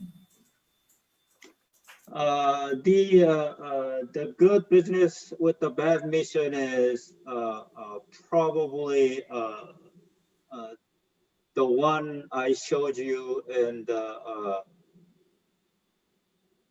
I didn't show you the coffee business in China. That is, the business itself is profitable and sustainable, but the management team doesn't have a conviction to expand and spread the gospel. And that's the case. Có một cái ví dụ về doanh nghiệp kinh doanh tốt nhưng mà truyền giáo không tốt, đấy là có một ví dụ về một cái quán cà phê ở tại Trung Quốc. Thì ở tại quán cà phê này thì họ đã tạo ra lợi nhuận rất là tốt và họ có thể phát triển bền vững được, nhưng tuy nhiên thì cái đội ngũ quản lý lại không có một sự cam kết đối với việc truyền giáo và những cái quan điểm về vương quốc của Chúa. And the second case, the bad business with the good mission cases, I can give you an example. A couple of years ago, I visited Thailand and I visited one of the coffee shop, which was started by the missionaries. And when I enter into that coffee shop, there is a no customer. And when I look at their location, their coffee shop is in the middle of nowhere, and their neighborhood doesn't have income to enjoy the coffee. So the owner who started that business has a real conviction to spread the gospel, but he established in the wrong place. So that business doesn't generate any money. So that's the second case. Và cái trường hợp thứ hai là về một doanh nghiệp truyền giáo tốt nhưng mà kinh doanh không tốt, đấy là cách đây vài năm thì tôi có cơ hội đến thăm một cái quán cà phê ở tại Thái Lan. Thì cái quán cà phê này cũng được một nhà truyền giáo bắt đầu. Thì khi mà tôi đến cái quán cà phê này thì không có khách hàng nào ở tại quán cà phê cả. Chắc chắn là nhà truyền giáo thì họ sẽ có tấm lòng và có sự thôi thúc để truyền giáo, nhưng mà ông đã tức là cái quán cà phê này được mở ra ở tại một nơi mà nó cũng hẻo lánh, và cái khu vực lân cận này thì những người dân họ thu nhập của họ không có đủ để có thể hưởng thụ được một cái cốc cà phê, nên là doanh nghiệp không tạo ra được lợi nhuận từ cái công việc kinh doanh này. Mine is a really good translator. You did a real good job. Thank you, doctor. Okay. And the third one, the good business and the good mission is coming up in the next module. So I will explain with that example. Okay? Và cái ví dụ về doanh nghiệp vừa kinh doanh tốt và vừa truyền giáo tốt thì nó sẽ bắt gặp ở trong một vài slide nữa. Right. Any other questions? Nó còn câu hỏi nào khác nữa?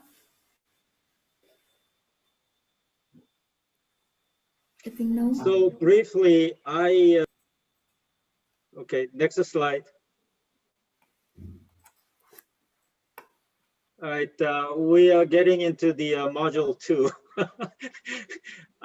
I initially planned to go through very quickly module 1 and 2, but we spent about an hour, so a little bit behind. But the real objectives of this program is get you guys a hands-on knowledge and experience. We're trying to enable you to develop the business plan, the practical business plan. So I think that's the main goal here. So even though we are a little behind, but it's okay. Bây giờ chúng ta mới chuyển sang module số 2. Ý định của tôi là tôi sẽ đi qua module 1 và 2 rất là nhanh. Nhưng tuy nhiên chúng ta đã mất hơn 1 tiếng cho module số 1 rồi. Nhưng tuy nhiên thì cái mục tiêu chính của chúng ta trong khóa học này đấy là tôi cũng muốn anh chị em sẽ có được những cái kiến thức và những sự hiểu biết về kế hoạch kinh doanh, và sau đó chúng ta có thể tự phát triển được một cái kế hoạch kinh doanh của mình. Nên là mặc dù đang hơi chút nhưng mà tôi nghĩ là không sao. So next slide. So in this module, I will cover how you're going to generate the business ideas and how you can validate whether your business idea is good or bad. So we'll cover those things. Okay. Trong cái module số 2 này thì chúng ta sẽ đi qua những nội dung chính như sau. Thứ nhất là làm thế nào để tạo ra được những ý tưởng cho công việc kinh doanh. Và thứ hai là mình sẽ xác thực được cái ý tưởng kinh doanh này là ý tưởng tốt hay là ý tưởng chưa tốt. Next slide. The right-hand side, that the pyramid is actually from the MIT's the MBA course, and they have 24 steps when you start the business, and the foundation of that starting a business is getting the idea. Okay, translate. I'm done. Mine? Và ở bên phải này thì chúng ta thấy một cái tháp, thì trong cái tháp này được đây là một cái mô hình được lấy từ chương trình MBA của trường MIT. Và trong cái mô hình này thì tức là sẽ cần phải trải qua 24 bước để bắt đầu một cái mô hình kinh doanh. Và cái điều cốt lõi, cái điều nền tảng đấy là phải tạo ra được cái ý tưởng kinh doanh. And as you can see on the left-hand side, the items 5 through 10 is an actually executing your business plan, which is a strategy. And the first two items, idea and the business owner, the team member, management team, is most important things when you start a business. Ở bên tay trái thì từ phần 5 đến phần 10 là nó liên quan đến cái phần khi mà đã triển khai thực thi cái kế hoạch này, và nó thuộc về phần chiến lược. Còn ý tưởng còn ở phần số 1 và 2 là về ý tưởng và lãnh đạo, tức là về cái đội ngũ. Thì đây sẽ là hai cái phần quan trọng nhất để mà bắt đầu một kế hoạch kinh doanh. So if you look at the pyramid, these are the steps you're gonna go through when you develop the business plan. Và một lần nữa thì những cái bước ở trong cái tháp bên này sẽ là những bước mà chúng ta sẽ cần phải trải qua để mà phát triển một cái kế hoạch kinh doanh. Okay, next.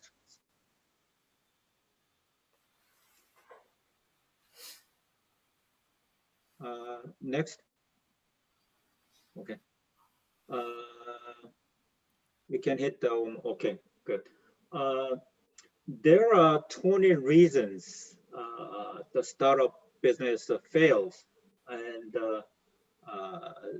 the majority of a business fails because of there is no market for their products or services. 42% the business failures coming from that no market. Đây là 20 lý do hàng đầu vì sao mà một công ty khởi nghiệp thất bại. Thì lý do đầu tiên và chiếm đến 42% các doanh nghiệp thất bại đấy là do thị trường không có nhu cầu đối với những sản phẩm hoặc dịch vụ mà công ty này cung ứng. And the second most important thing is money, obviously. And the third one is 23% business fail because of the bad management team. Và cái lý do thứ hai khá là dễ hiểu mà các doanh nghiệp gặp phải đấy là lý do liên quan đến tiền. Và có 23% các doanh nghiệp thất bại bởi vì cái đội ngũ quản lý thất bại. So when you trying to start a business, look at these failures and why they failed, and you can get the lessons from this. Vậy thì khi mà các bạn bắt đầu khởi nghiệp một cái doanh nghiệp thì chúng ta có thể nhìn vào 20 lý do vì sao doanh nghiệp thất bại, thì chúng ta có thể học được những cái bài học từ đó. All right, next please. Okay, stop. One more. Okay, stop. When you look at these four pictures, what kind of ideas you are getting? Khi mà các bạn nhìn vào 4 cái bức tranh này thì các bạn có ý tưởng gì? Any ideas, any business ideas you're getting from these four pictures? Có ý tưởng kinh doanh nào các bạn tạo ra được từ 4 cái bức tranh này không ạ? Franchise coffee shop. From the first picture, what kind of ideas, what kind of a business you're trying to establish? Từ cái bức tranh đầu tiên thì tôi có một ý tưởng và các bạn có thể nghĩ xem là bức tranh đầu tiên này tạo ra được ý tưởng gì cho các bạn. Rang xay cà phê. Doanh nghiệp sản xuất rang xay cà phê.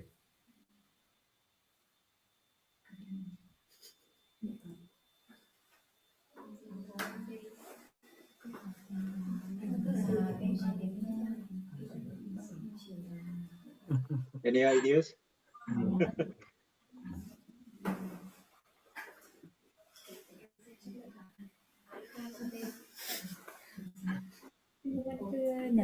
Bản cốc. Selling the Huh? selling the cups. Cups? Yeah, the cups of coffee. Uh, this is a kind of a practice. When you look at some things and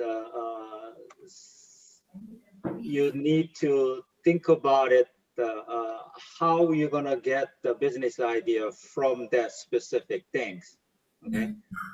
Đây, So đây là một go điều ahead. mà chúng ta có thể luyện tập và phát triển, đấy là làm thế nào để khi chúng ta nhìn bất kỳ một cái gì đó, một cái bất kể những cái gì cụ thể, chúng ta làm thế nào để chúng ta có thể ra được những cái ý tưởng cho mô hình kinh doanh của mình từ những điều mà chúng ta vẫn đang bắt gặp đó.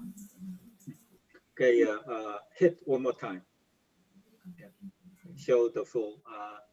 I will come back to this this picture later on, and trying to give you a idea how you come up with the idea from these things.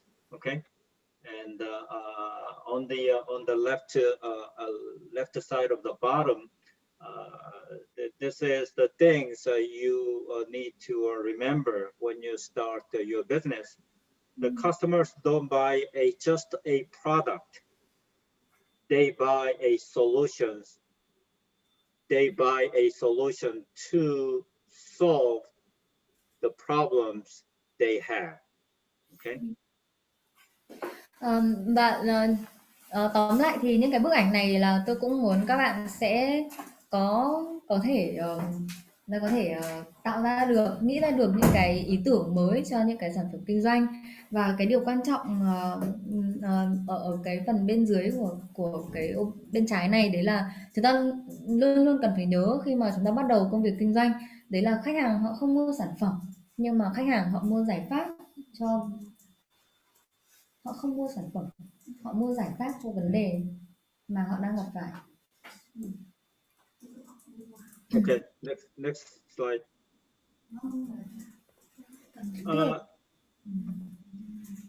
There are four the basic things when you develop the business idea.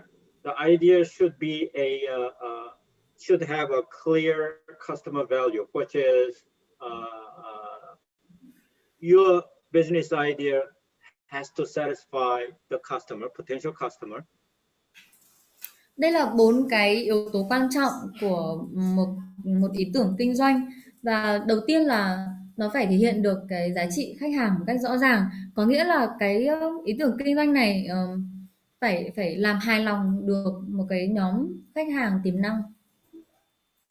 And second thing is your business idea has to cover certain amount of potential customers, which means it has to have a sizable market.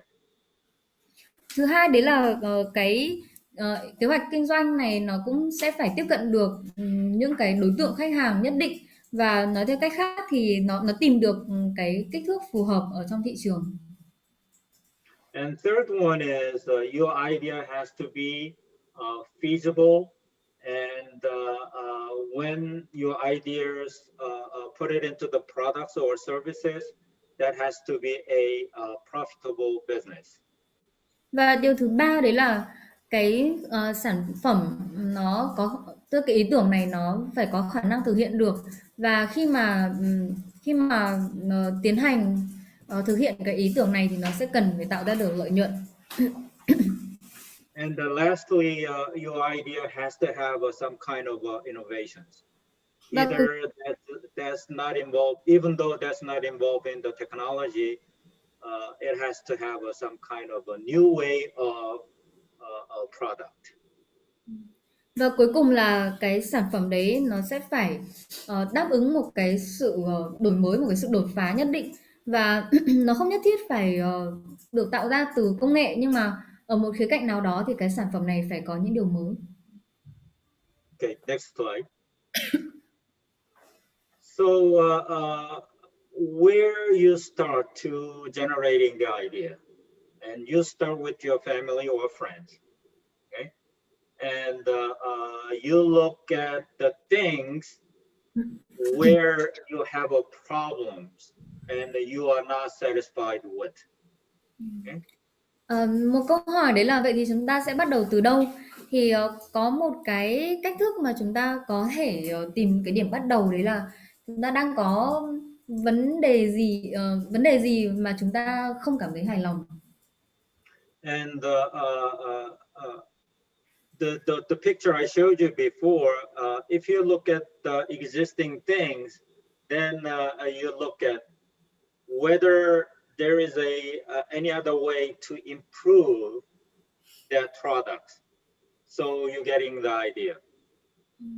Và quay trở lại những cái bức ảnh vừa nãy tôi có để trình bày, thì chúng ta có thể nghĩ đến là có cái vấn đề gì mà chúng ta chưa cảm thấy hài lòng và làm thế nào để có thể khiến cái sản phẩm này trở nên tốt hơn, thì đấy sẽ là một cách mà chúng ta có thể tạo ra được những ý tưởng. And you start with the places or the area you are really interested in, or you have expertise. Chúng ta có thể bắt đầu trong những cái lĩnh vực mà chúng ta rất là thích, hoặc là những lĩnh vực mà chúng ta đã có cái kinh nghiệm chuyên môn rồi.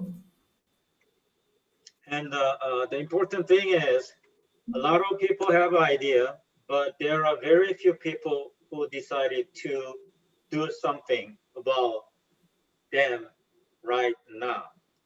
Okay?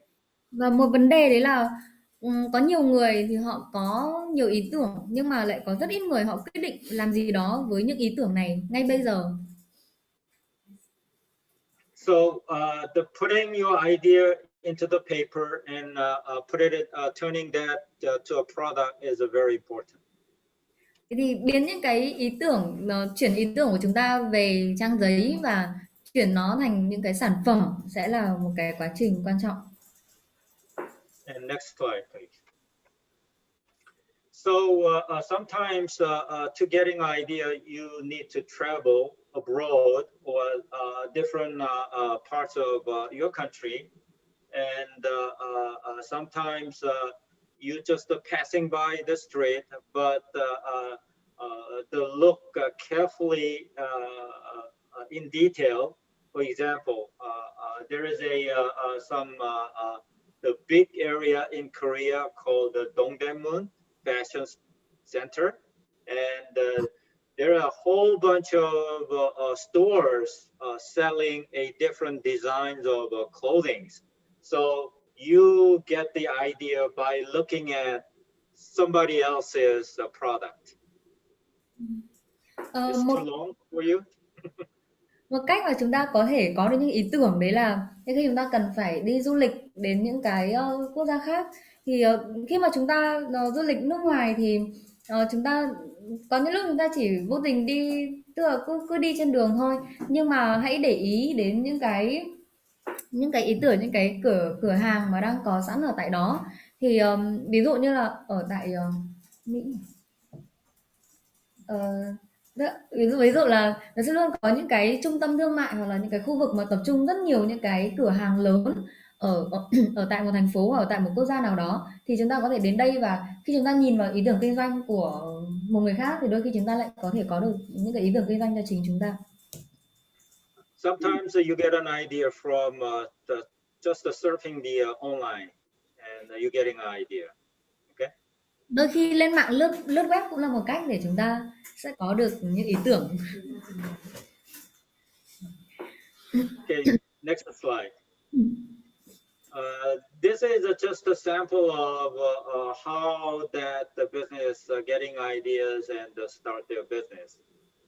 Everybody know what the Google is, and Facebook, Amazon, and I'm not going to get into the detail, but you can get the idea where they start to getting their ideas and start their business. Đây là một vài ví dụ về những ý tưởng kinh doanh. Chúng ta chắc hẳn đều biết Google, Facebook hay là Amazon. Thì cách mà họ tạo ra được những ý tưởng đấy là họ họ tìm những cái vấn đề gì đang hiện có và họ tìm cách để giải quyết những vấn đề đấy. Okay, next slide. Here is another samples, another examples where their ideas turn it into the products or services and become a very successful business. Đây cũng là những ví dụ khác về làm thế nào để họ chuyển từ những cái ý tưởng thành những sản phẩm và những cái sản phẩm đấy rất là thành công. Okay, next slide. Here is the method to generate your ideas, and the rest of them is all these techniques is the basic techniques, and you can go into the online and the surfing through and get the more details.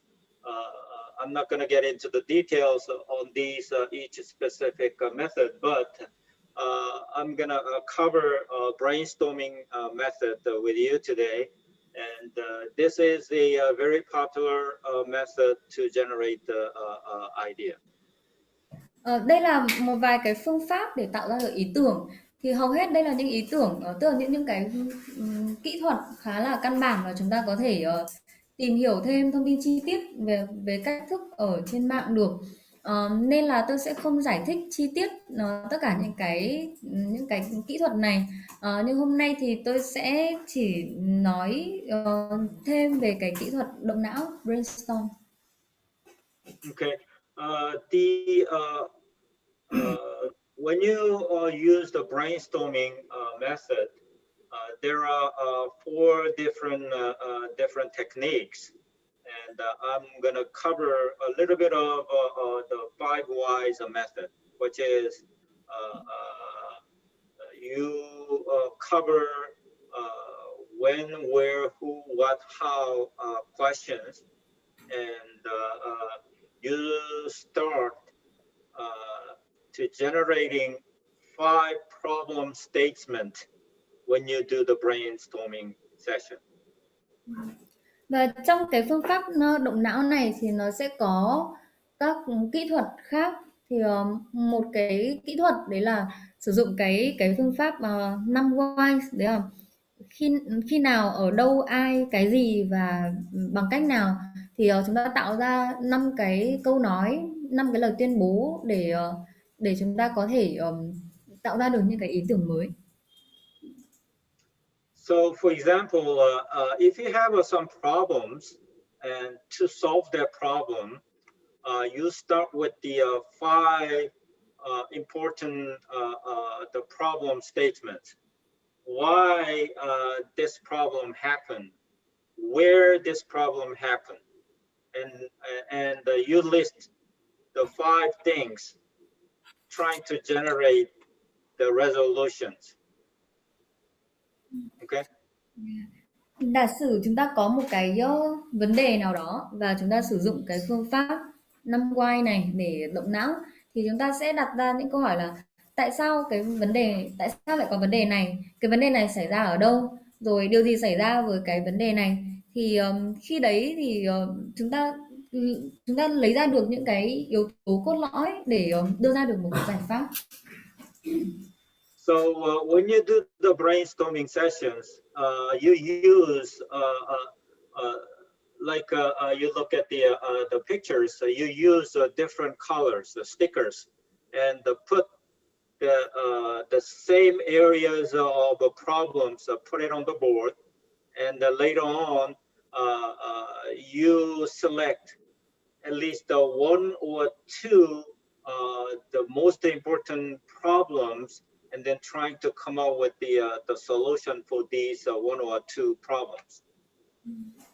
Và chúng ta thấy là cái bức tranh bên phải này, thì khi mà chúng ta sử dụng cái phương pháp động não này thì chúng ta có thể viết ra những cái ý tưởng, hoặc là những cái ví dụ như là tất cả những cái vấn đề mình viết trong tờ giấy cùng một màu, rồi các cách thức để xử lý những cái vấn đề này chúng ta viết bằng ở trong những cái tờ giấy bằng màu khác. Thì sau đó chúng ta lựa chọn ra khoảng 2 cái vấn đề nổi bật nhất liên quan đến hai cái vấn đề mà mình thấy là quan trọng nhất, và sau đó chúng ta sẽ lựa chọn ra những cái giải pháp phù hợp nhất để xử lý hai cái vấn đề đấy. And it's unfortunate today we cannot do a practice at the class. Normally, when we do this class, we actually practicing this brainstorming sessions for 5 to 10 minutes, and then come up with some solutions. But unfortunately, we can do it now. Rất là đáng tiếc vì hôm nay chúng ta không có cơ hội để thực hành ở trên lớp luôn. Thông thường là khi mà học đến cái phần động não, kỹ thuật động não này thì chúng ta sẽ thường có khoảng 5 đến 10 phút để thực hành ở trên lớp. And I suggest after this class, I suggest everybody gather together and do some practice. And somebody just toss some ideas, and everybody trying to discuss, trying to generate some ideas and solutions for that, and using the different colors of stickers. And that probably help you a lot to generate the idea. Và tôi đề xuất là sau lớp chúng ta có thể tự thực hành. Sau cái khóa học thì chúng ta có thể giống như là ngồi lại cùng với nhau, và ai đó có những cái ý tưởng nào thì sau đó cả lớp sẽ cùng động não để đưa ra những cái ý tưởng, rồi những cái cách thức để giải quyết cho những cái vấn đề đấy. Okay, next slide. So when you do the brainstorming session, you need to be careful, and you need to consider these factors. Not always the best idea wins, and at the same time, the loud voices is not the right solution. So you need to consider, you need to think about it. Who's having a loud voices, and that loud voice is not always a right solution. Okay. Cũng có một số điều chúng ta cũng sẽ cần phải cân nhắc khi mà chúng ta tiến hành cái phương pháp động não này, thì tức là cân nhắc về cái độ hiệu quả. Có một điều là không phải lúc nào ý tưởng tốt nhất cũng sẽ chiến thắng, còn một cái trường hợp khác đấy là thường ai nói to nhất thì lại chiếm ưu thế. Nhưng mà không phải là tức là ai nói to thì người đấy là đúng, thì chúng ta cũng sẽ cần phải cân nhắc. And also you need to be careful. Not everybody is participating. That's no good. So when you do the brainstorming, everybody has to have one voice. Everybody has to put their ideas and their solutions. Okay. Và cũng có một cái trường hợp khác chúng ta cũng cần phải để ý, đấy là có khả năng là không phải tất cả mọi người sẽ cùng tham gia trong cái phiên động não này. Như thế chúng ta sẽ cần đảm bảo là tất cả mọi người sẽ đều phải có ít nhất là một ý tưởng và có ít nhất là một giải pháp. So to do a really effective brainstorming session, everybody has to write down their idea first, then talk. Okay. Và để mà có thể hoạt động được trong cái phiên động não này một cách hiệu quả thì tất cả mọi người sẽ viết trước và nói sau. And sometimes when you do the brainstorming sessions, everybody start to discuss, to toss out their ideas. Everybody trying to start speaking, but that's no good. Vì là có những lúc khi mà chúng ta bắt đầu cái phiên động não thì ai cũng bắt đầu nói, ai cũng thảo luận với nhau thì nó cũng sẽ không tốt lắm. And also trying to generate another idea from somebody else's idea. So you need to take everybody's ideas into consideration when you participate in the brainstorming session. Và trong cái phiên này thì chúng ta cũng có một cách thức hiệu quả nữa là mình sẽ tạo ra ý tưởng từ chính ý tưởng của những người khác, nên là tất cả mọi người sẽ đều cần phải có những ý tưởng, tức là sẽ cần tham gia và chúng ta sẽ đều cân nhắc và xem xét ý tưởng của tất cả mọi người. So through this kind of a brainstorming session, you generate at least a couple of business ideas. And then next step is whether those generated ideas is a good or bad. You need to validate it. Và cái kết quả của cái phiên động não này đấy là chúng ta sẽ có được một vài cái ý tưởng kinh doanh và sau đó thì chúng ta sẽ cần phải đánh giá thẩm định xem là cái ý tưởng kinh doanh nào tốt và ý tưởng kinh doanh nào không tốt. Okay, next slide. So when you are trying to validate your business ideas, you need to consider these 5, 6 different factors. First, you need to look at what is your background, what is your expertise, and you need to look at whether there is a sizable market for your business idea.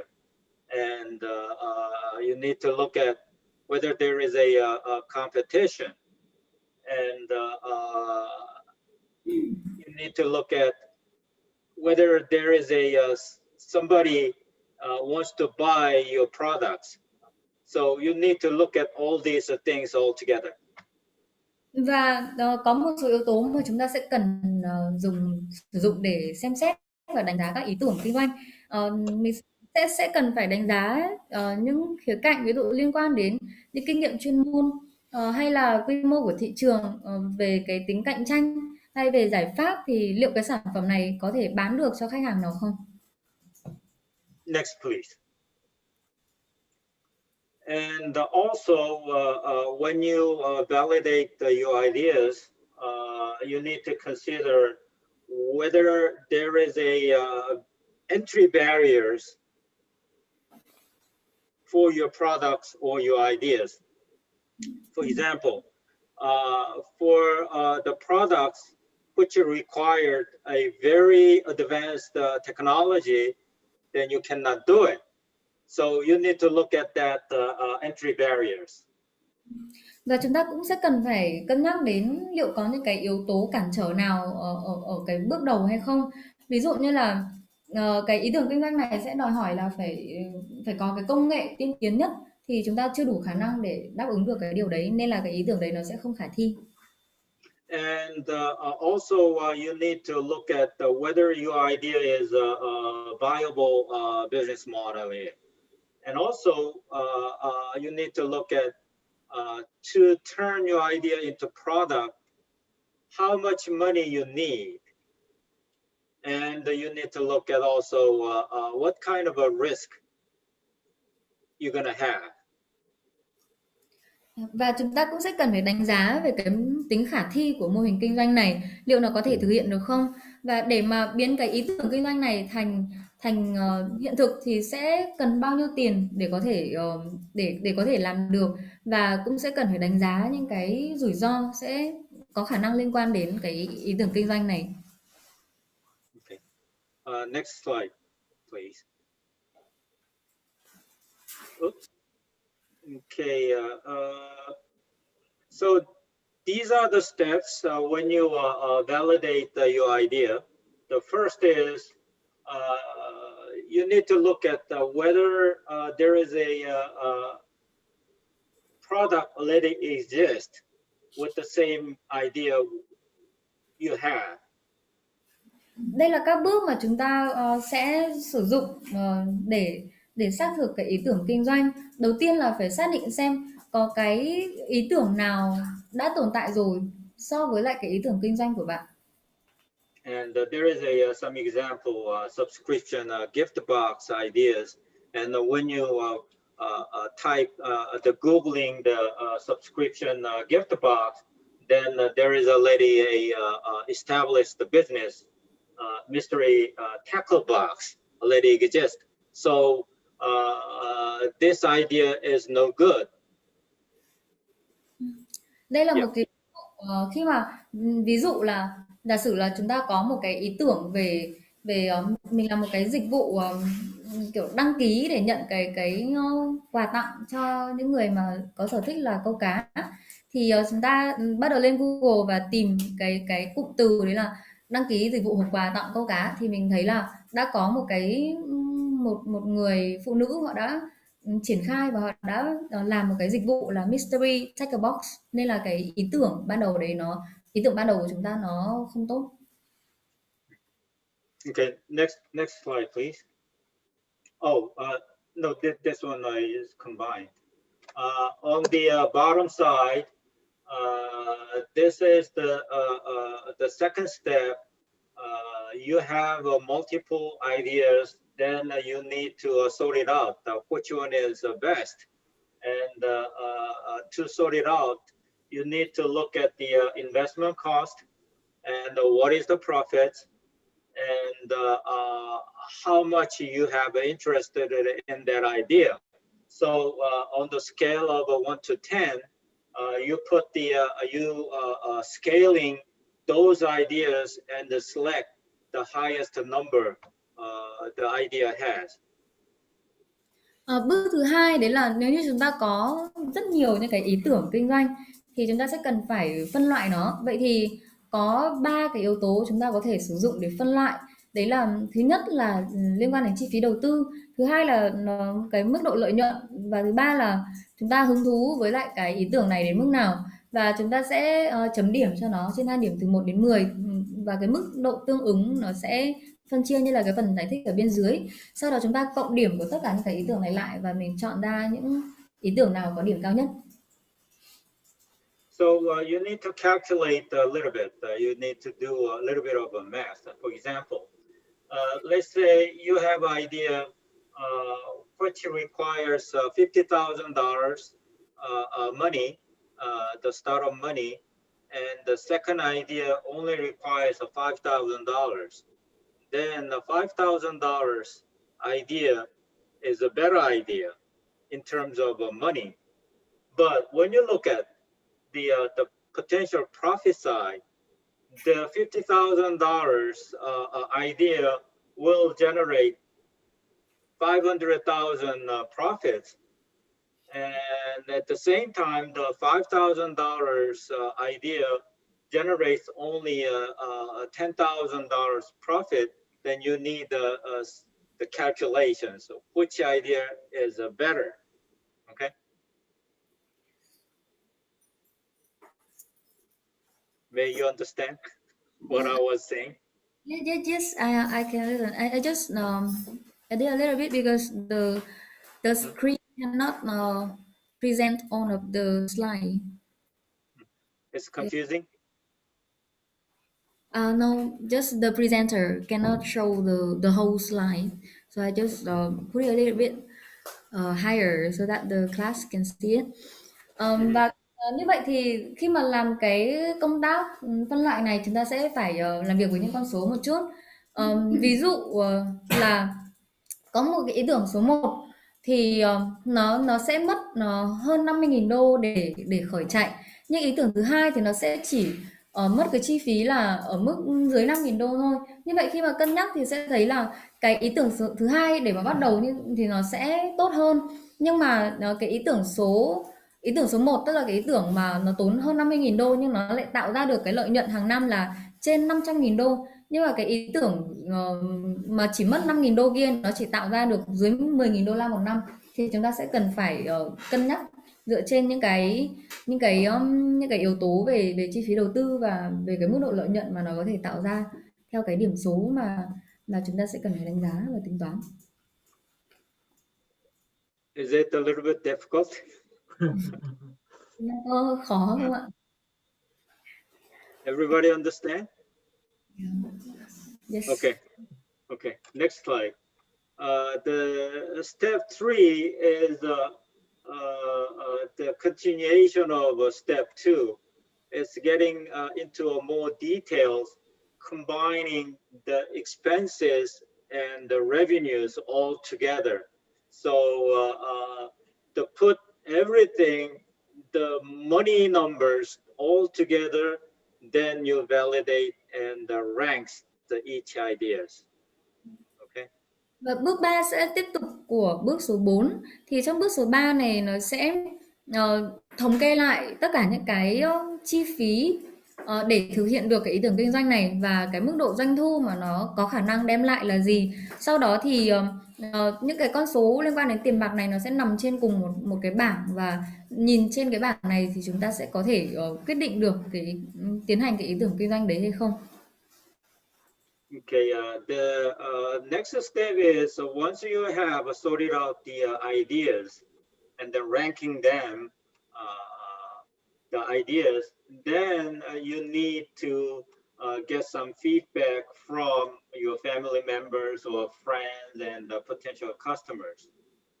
Và bước tiếp theo đấy là sau khi mà chúng ta đã có được những cái ý tưởng, những cái đánh giá của chúng ta, thì chúng ta sẽ cần phải hỏi những phản hồi từ những người trong gia đình, bạn bè hay là khách hàng tiềm năng.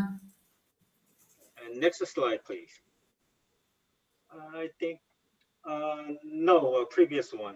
I think yeah, on the bottom side, this is the one of the techniques, a survey, when you getting the feedback from potential customers, and you develop these kind of questions and give it to the potential customers and getting the feedback.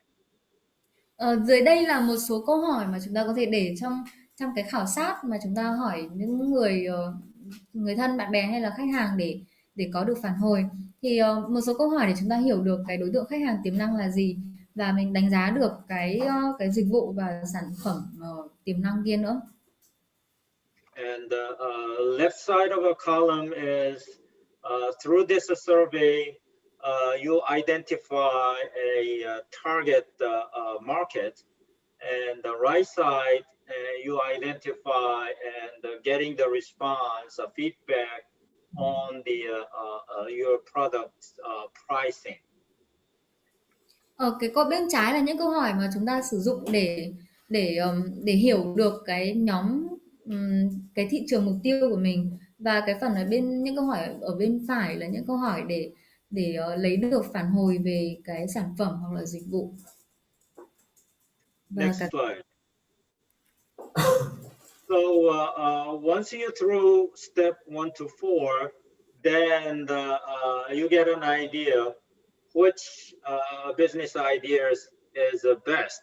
So you rank them 1, 2, 3, 4, something like that. Then you only select the first, the couple ones, which generated the best solutions, best ideas. Và sau bước đến bước số 4 là chúng ta đã có được một cách tức là chúng ta đã có được cái danh sách của mình rồi, và chúng ta sẽ xếp hạng những cái ý tưởng dựa trên những cái điểm số và phản hồi.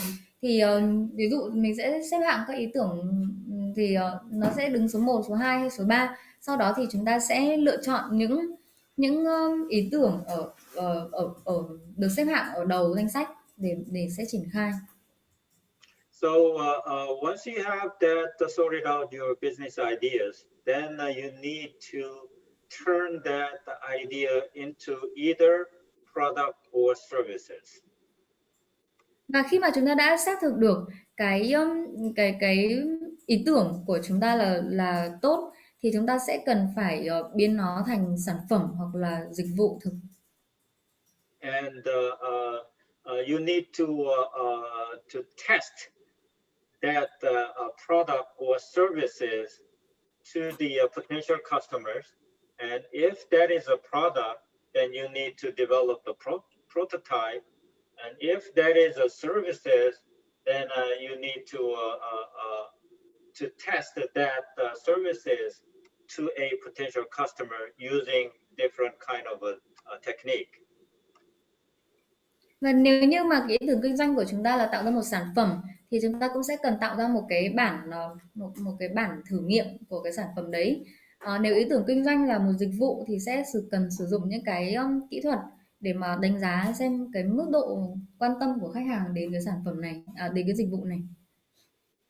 Okay, next slide.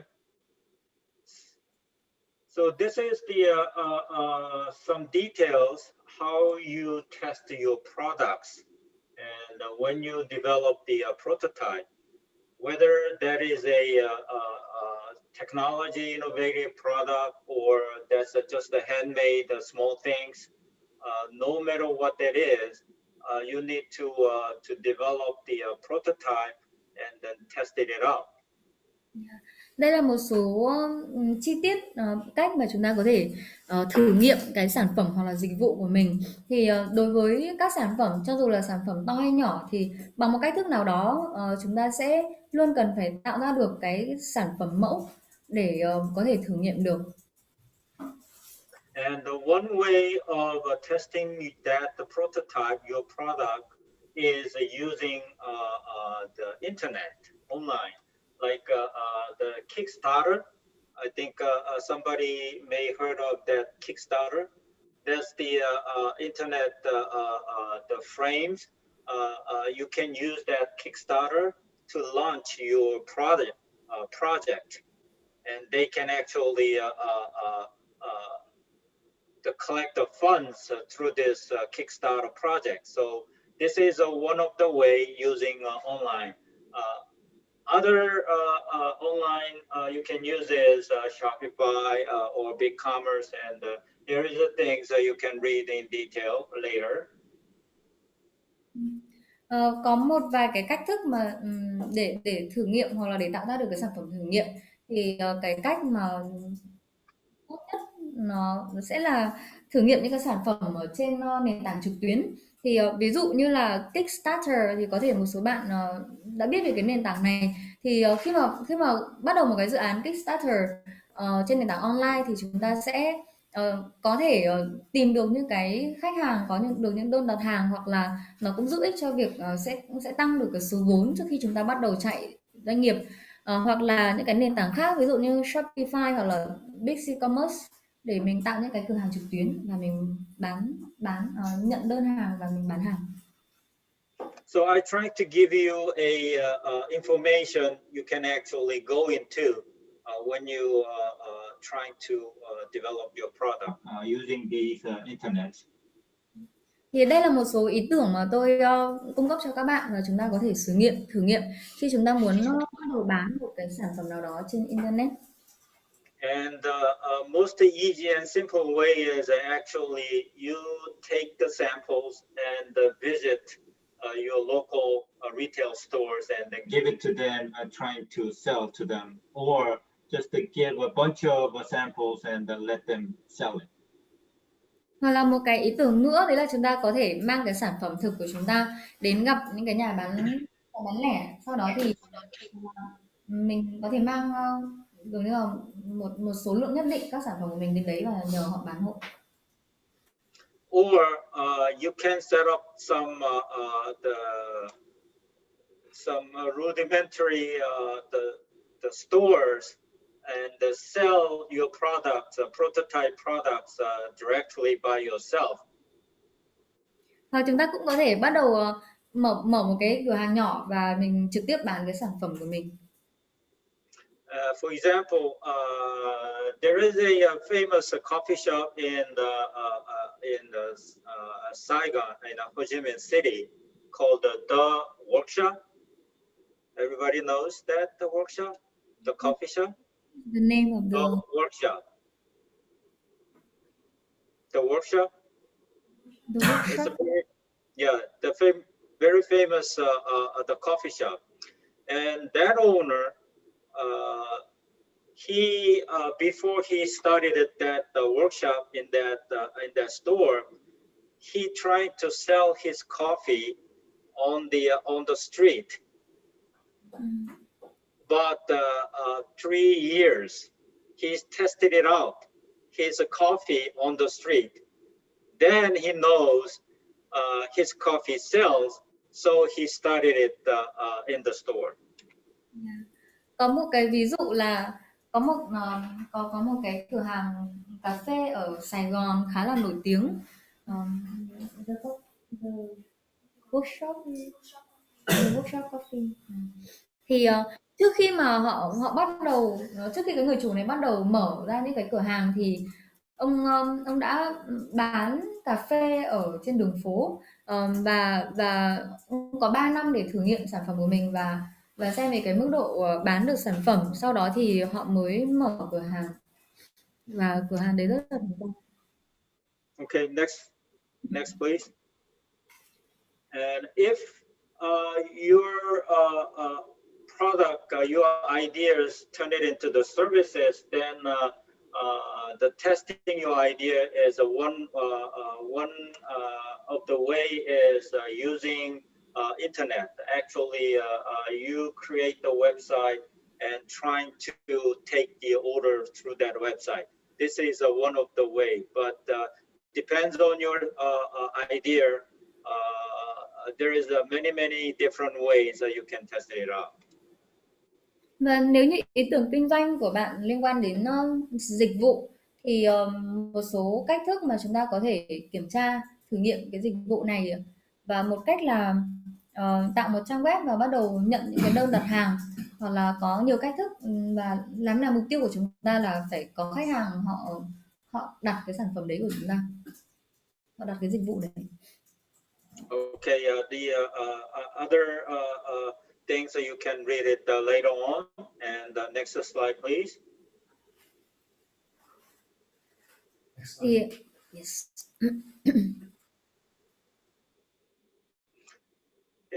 Here is again the pictures, and that the coffee turn it into the basically the guys the Starbucks coffee people can visit some areas of China, and they look at the Chinese people drinking different teas. So he got an idea of establishing the Starbucks coffee in China. Đây những cái hình ảnh này lại xuất hiện ạ.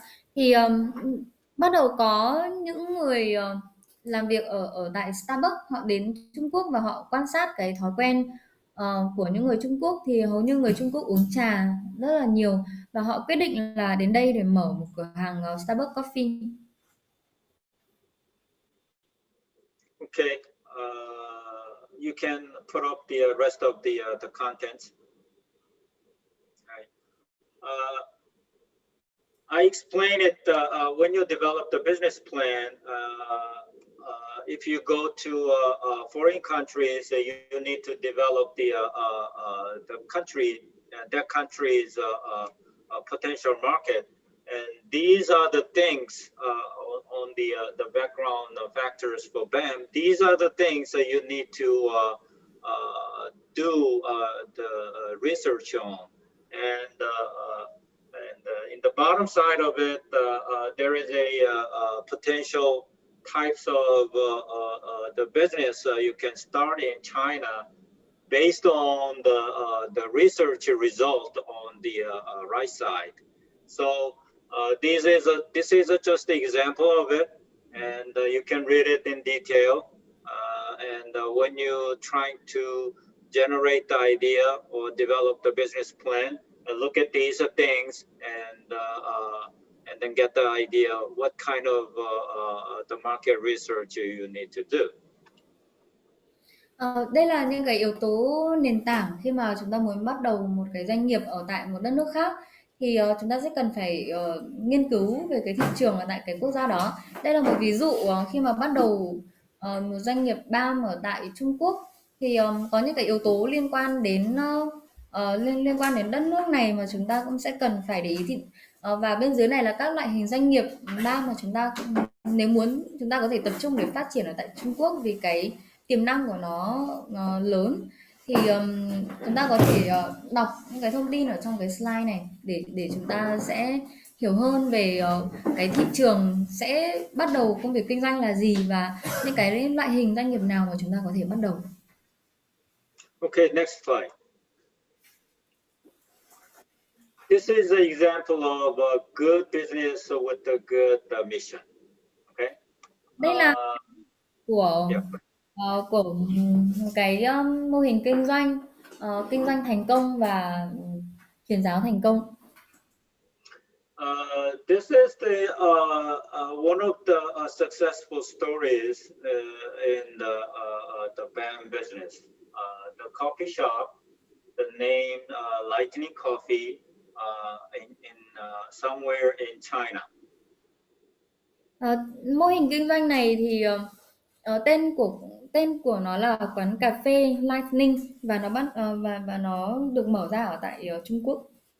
And the Lightning Coffee was started by the missionary couple in 2008.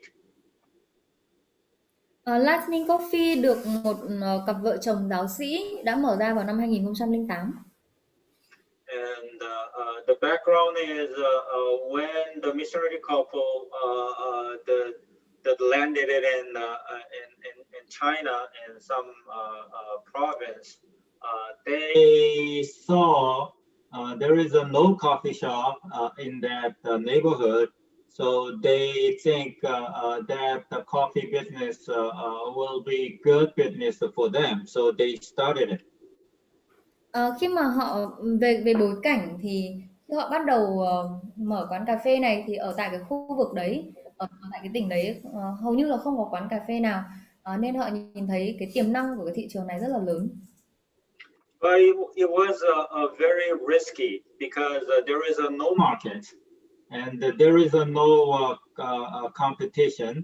So nobody knows whether that business will be good or bad.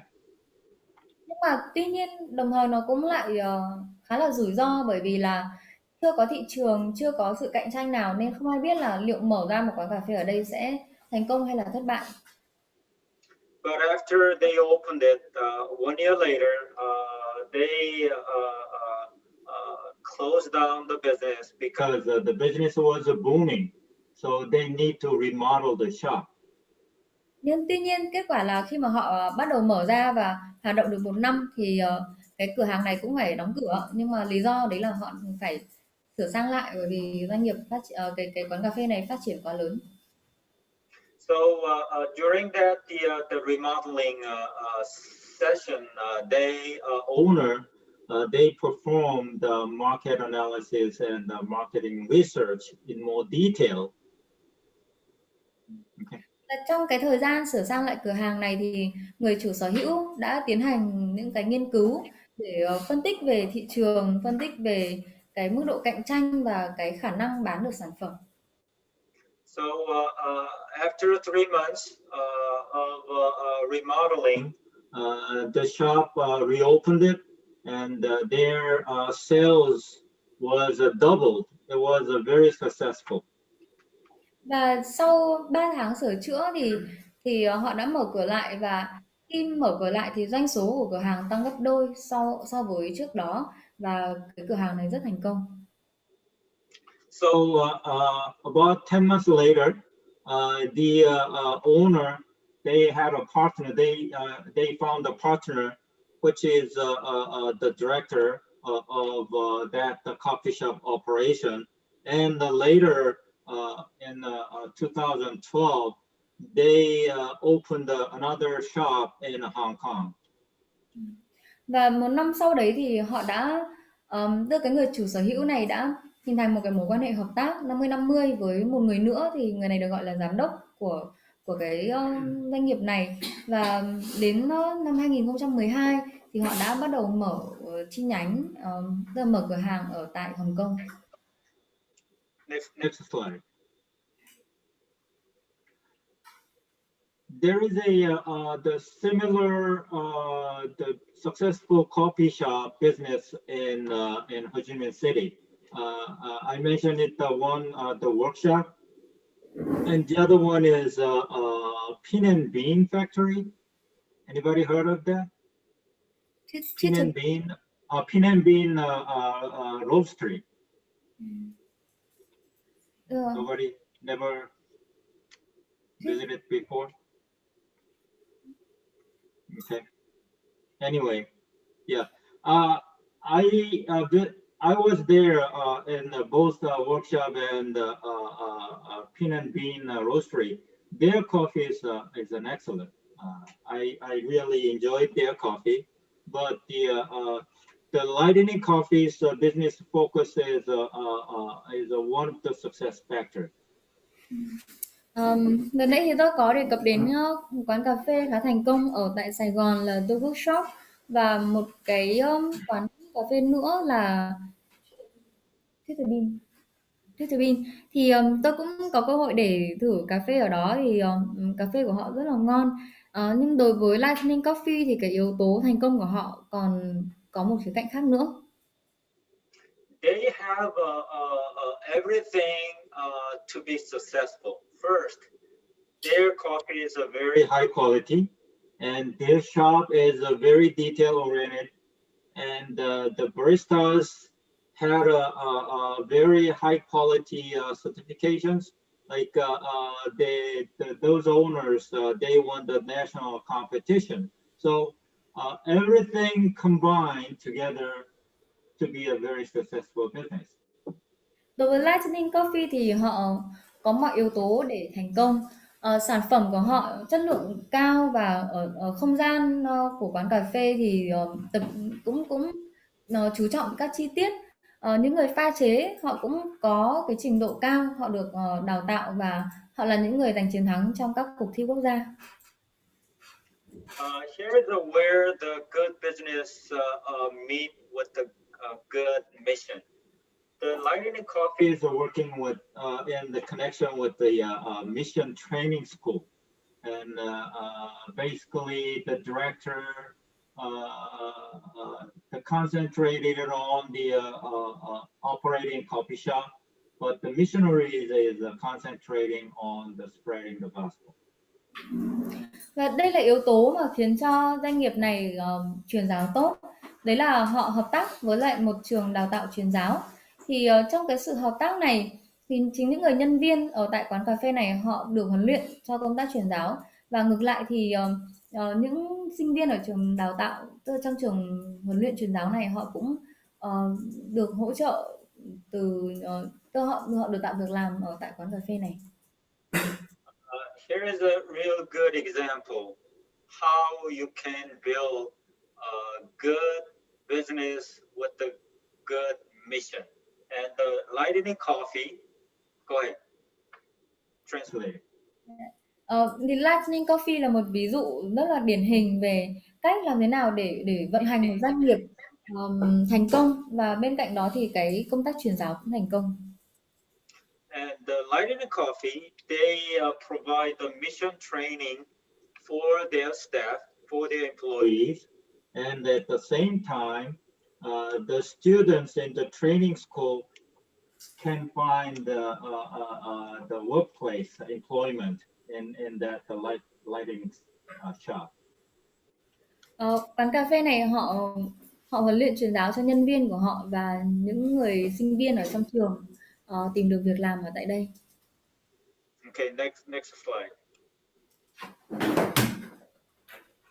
The rest of them you can read it through, but I want to emphasize what the good example of a good business with a good mission is. The last the bullet point is the owner emphasizes the business operation side of the work, while the director focuses on the ministry. So they trying to separate their responsibilities. So one partner focus on the business and one partner focus on the missionary. So they combine together, build a very successful ET business. Và những cái nội dung này các bạn có thể đọc trong slide. Tuy nhiên thì tôi cũng muốn nhấn mạnh vào cái yếu tố thành công ở đây là giống như một người là cái người chủ sở hữu cái doanh nghiệp này, họ tập trung vào cái khía cạnh hoạt động kinh doanh của doanh nghiệp, trong khi đấy thì cái người giám đốc của cái doanh nghiệp này họ tập trung vào trong những cái mục vụ ở bên ngoài công việc kinh doanh, tức là họ tập trung vào trong sự truyền giáo nữa. So next slide. So to build a successful ET business, you have to have some professional background, and at the same time, you have to have some missional background. And this Lightning Coffee has those two things to be successful. So you can read the next couple slides by yourself. Và để thành công thì một doanh nghiệp IT sẽ cần phải có những nền tảng về chuyên môn, và họ cũng cần, bên cạnh đó họ cũng cần những nền tảng về công tác truyền giáo. Thì ở tại Lightning Coffee thì họ sở hữu được cả hai cái nền tảng này. Về chi tiết các bạn có thể đọc trong slide. Okay, next slide. So each country has a different regulations and laws and different cultures. So you can read through. Sometimes to start the business, if I trying to start the business in Vietnam, then may require different kind of visa qualifications. So you need to consider all these challenges coming from different cultural systems. Và khi mà bắt đầu doanh nghiệp ở tại một quốc gia khác thì mỗi một quốc gia họ đều có những cái luật lệ, những cái quy định và văn hóa khác nhau, nên đấy là những yếu tố mà sẽ cần phải đối diện khi mà bắt đầu kinh doanh ở một khu vực khác. Ví dụ như khi tôi muốn bắt đầu doanh nghiệp ở tại Việt Nam thì những cái yêu cầu về bằng cấp ở tại Việt Nam nó cũng sẽ khác, thì sẽ cần phải nghiên cứu và đánh giá cho cái thị trường kinh doanh đấy trước khi mà bắt đầu. I think in the last bullet is also true to Vietnam. Keeping a good relationship with the government official is a really important thing, right? Cái gạch đầu dòng cuối cùng tôi nghĩ là vẫn đúng ở tại Việt Nam, đấy là cái việc mà giữ một quan hệ tốt với những người làm việc ở trong chính quyền là một yếu tố quan trọng để doanh nghiệp có thể vận hành được ở tại Việt Nam. Okay, next slide. Next couple slide is just a summary of what we covered so far. So you can read that summary. The next couple slide is just a summary of it. So you can read through. Yeah, go ahead.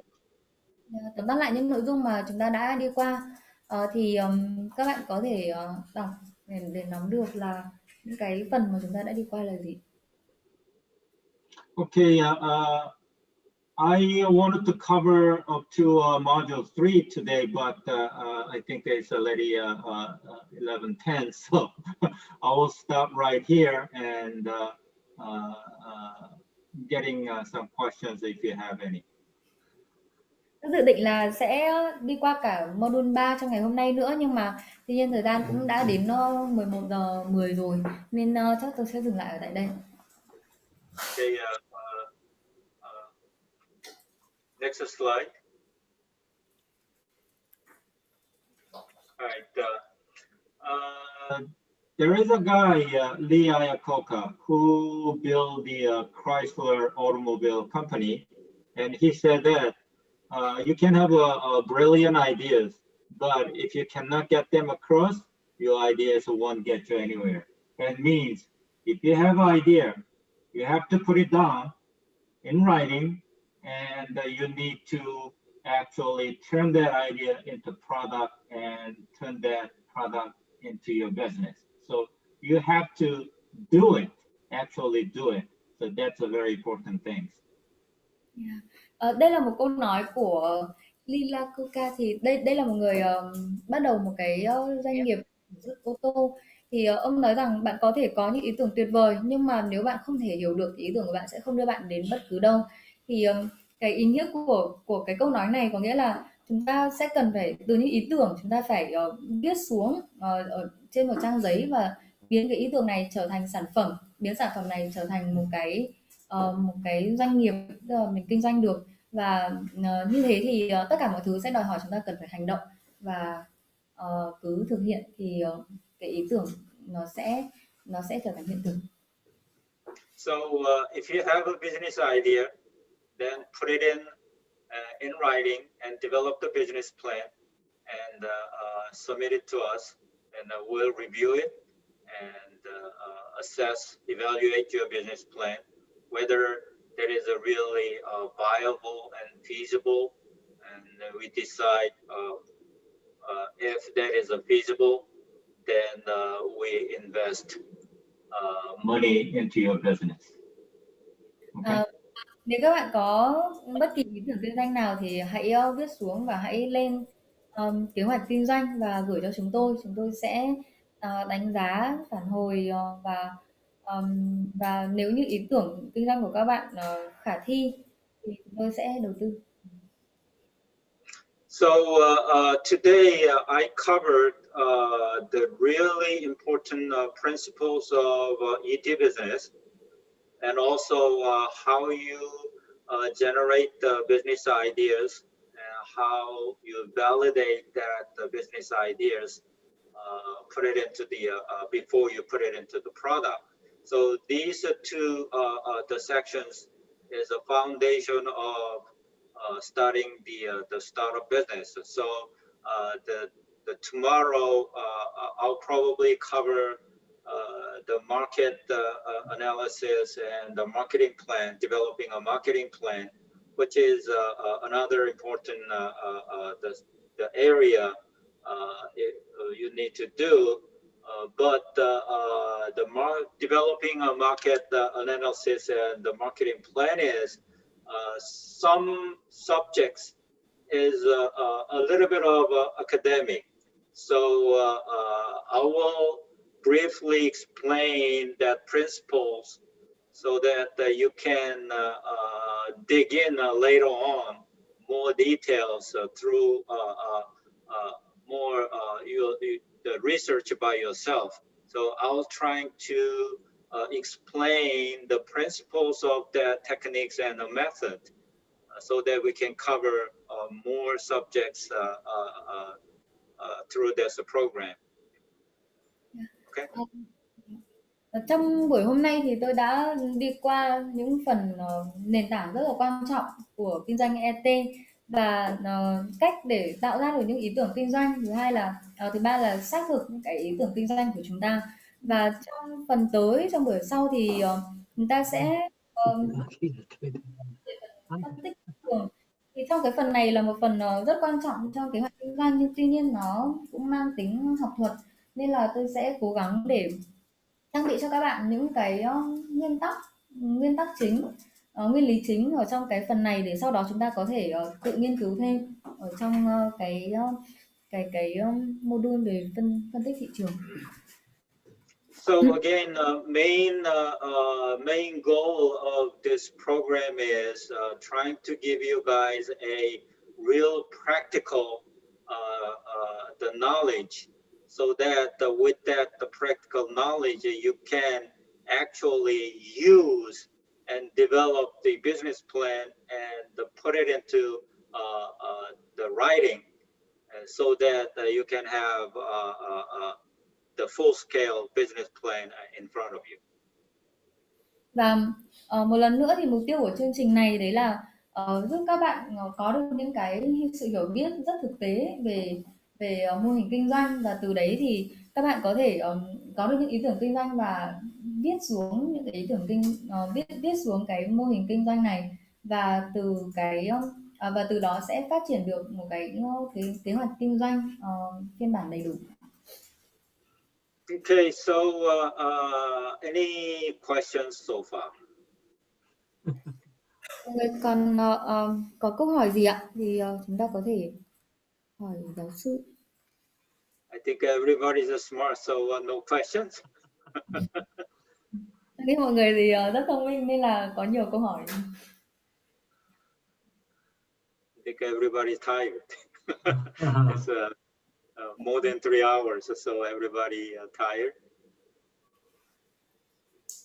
Okay, as Okay. closing that, thank you, Dr. Gu. Thank you.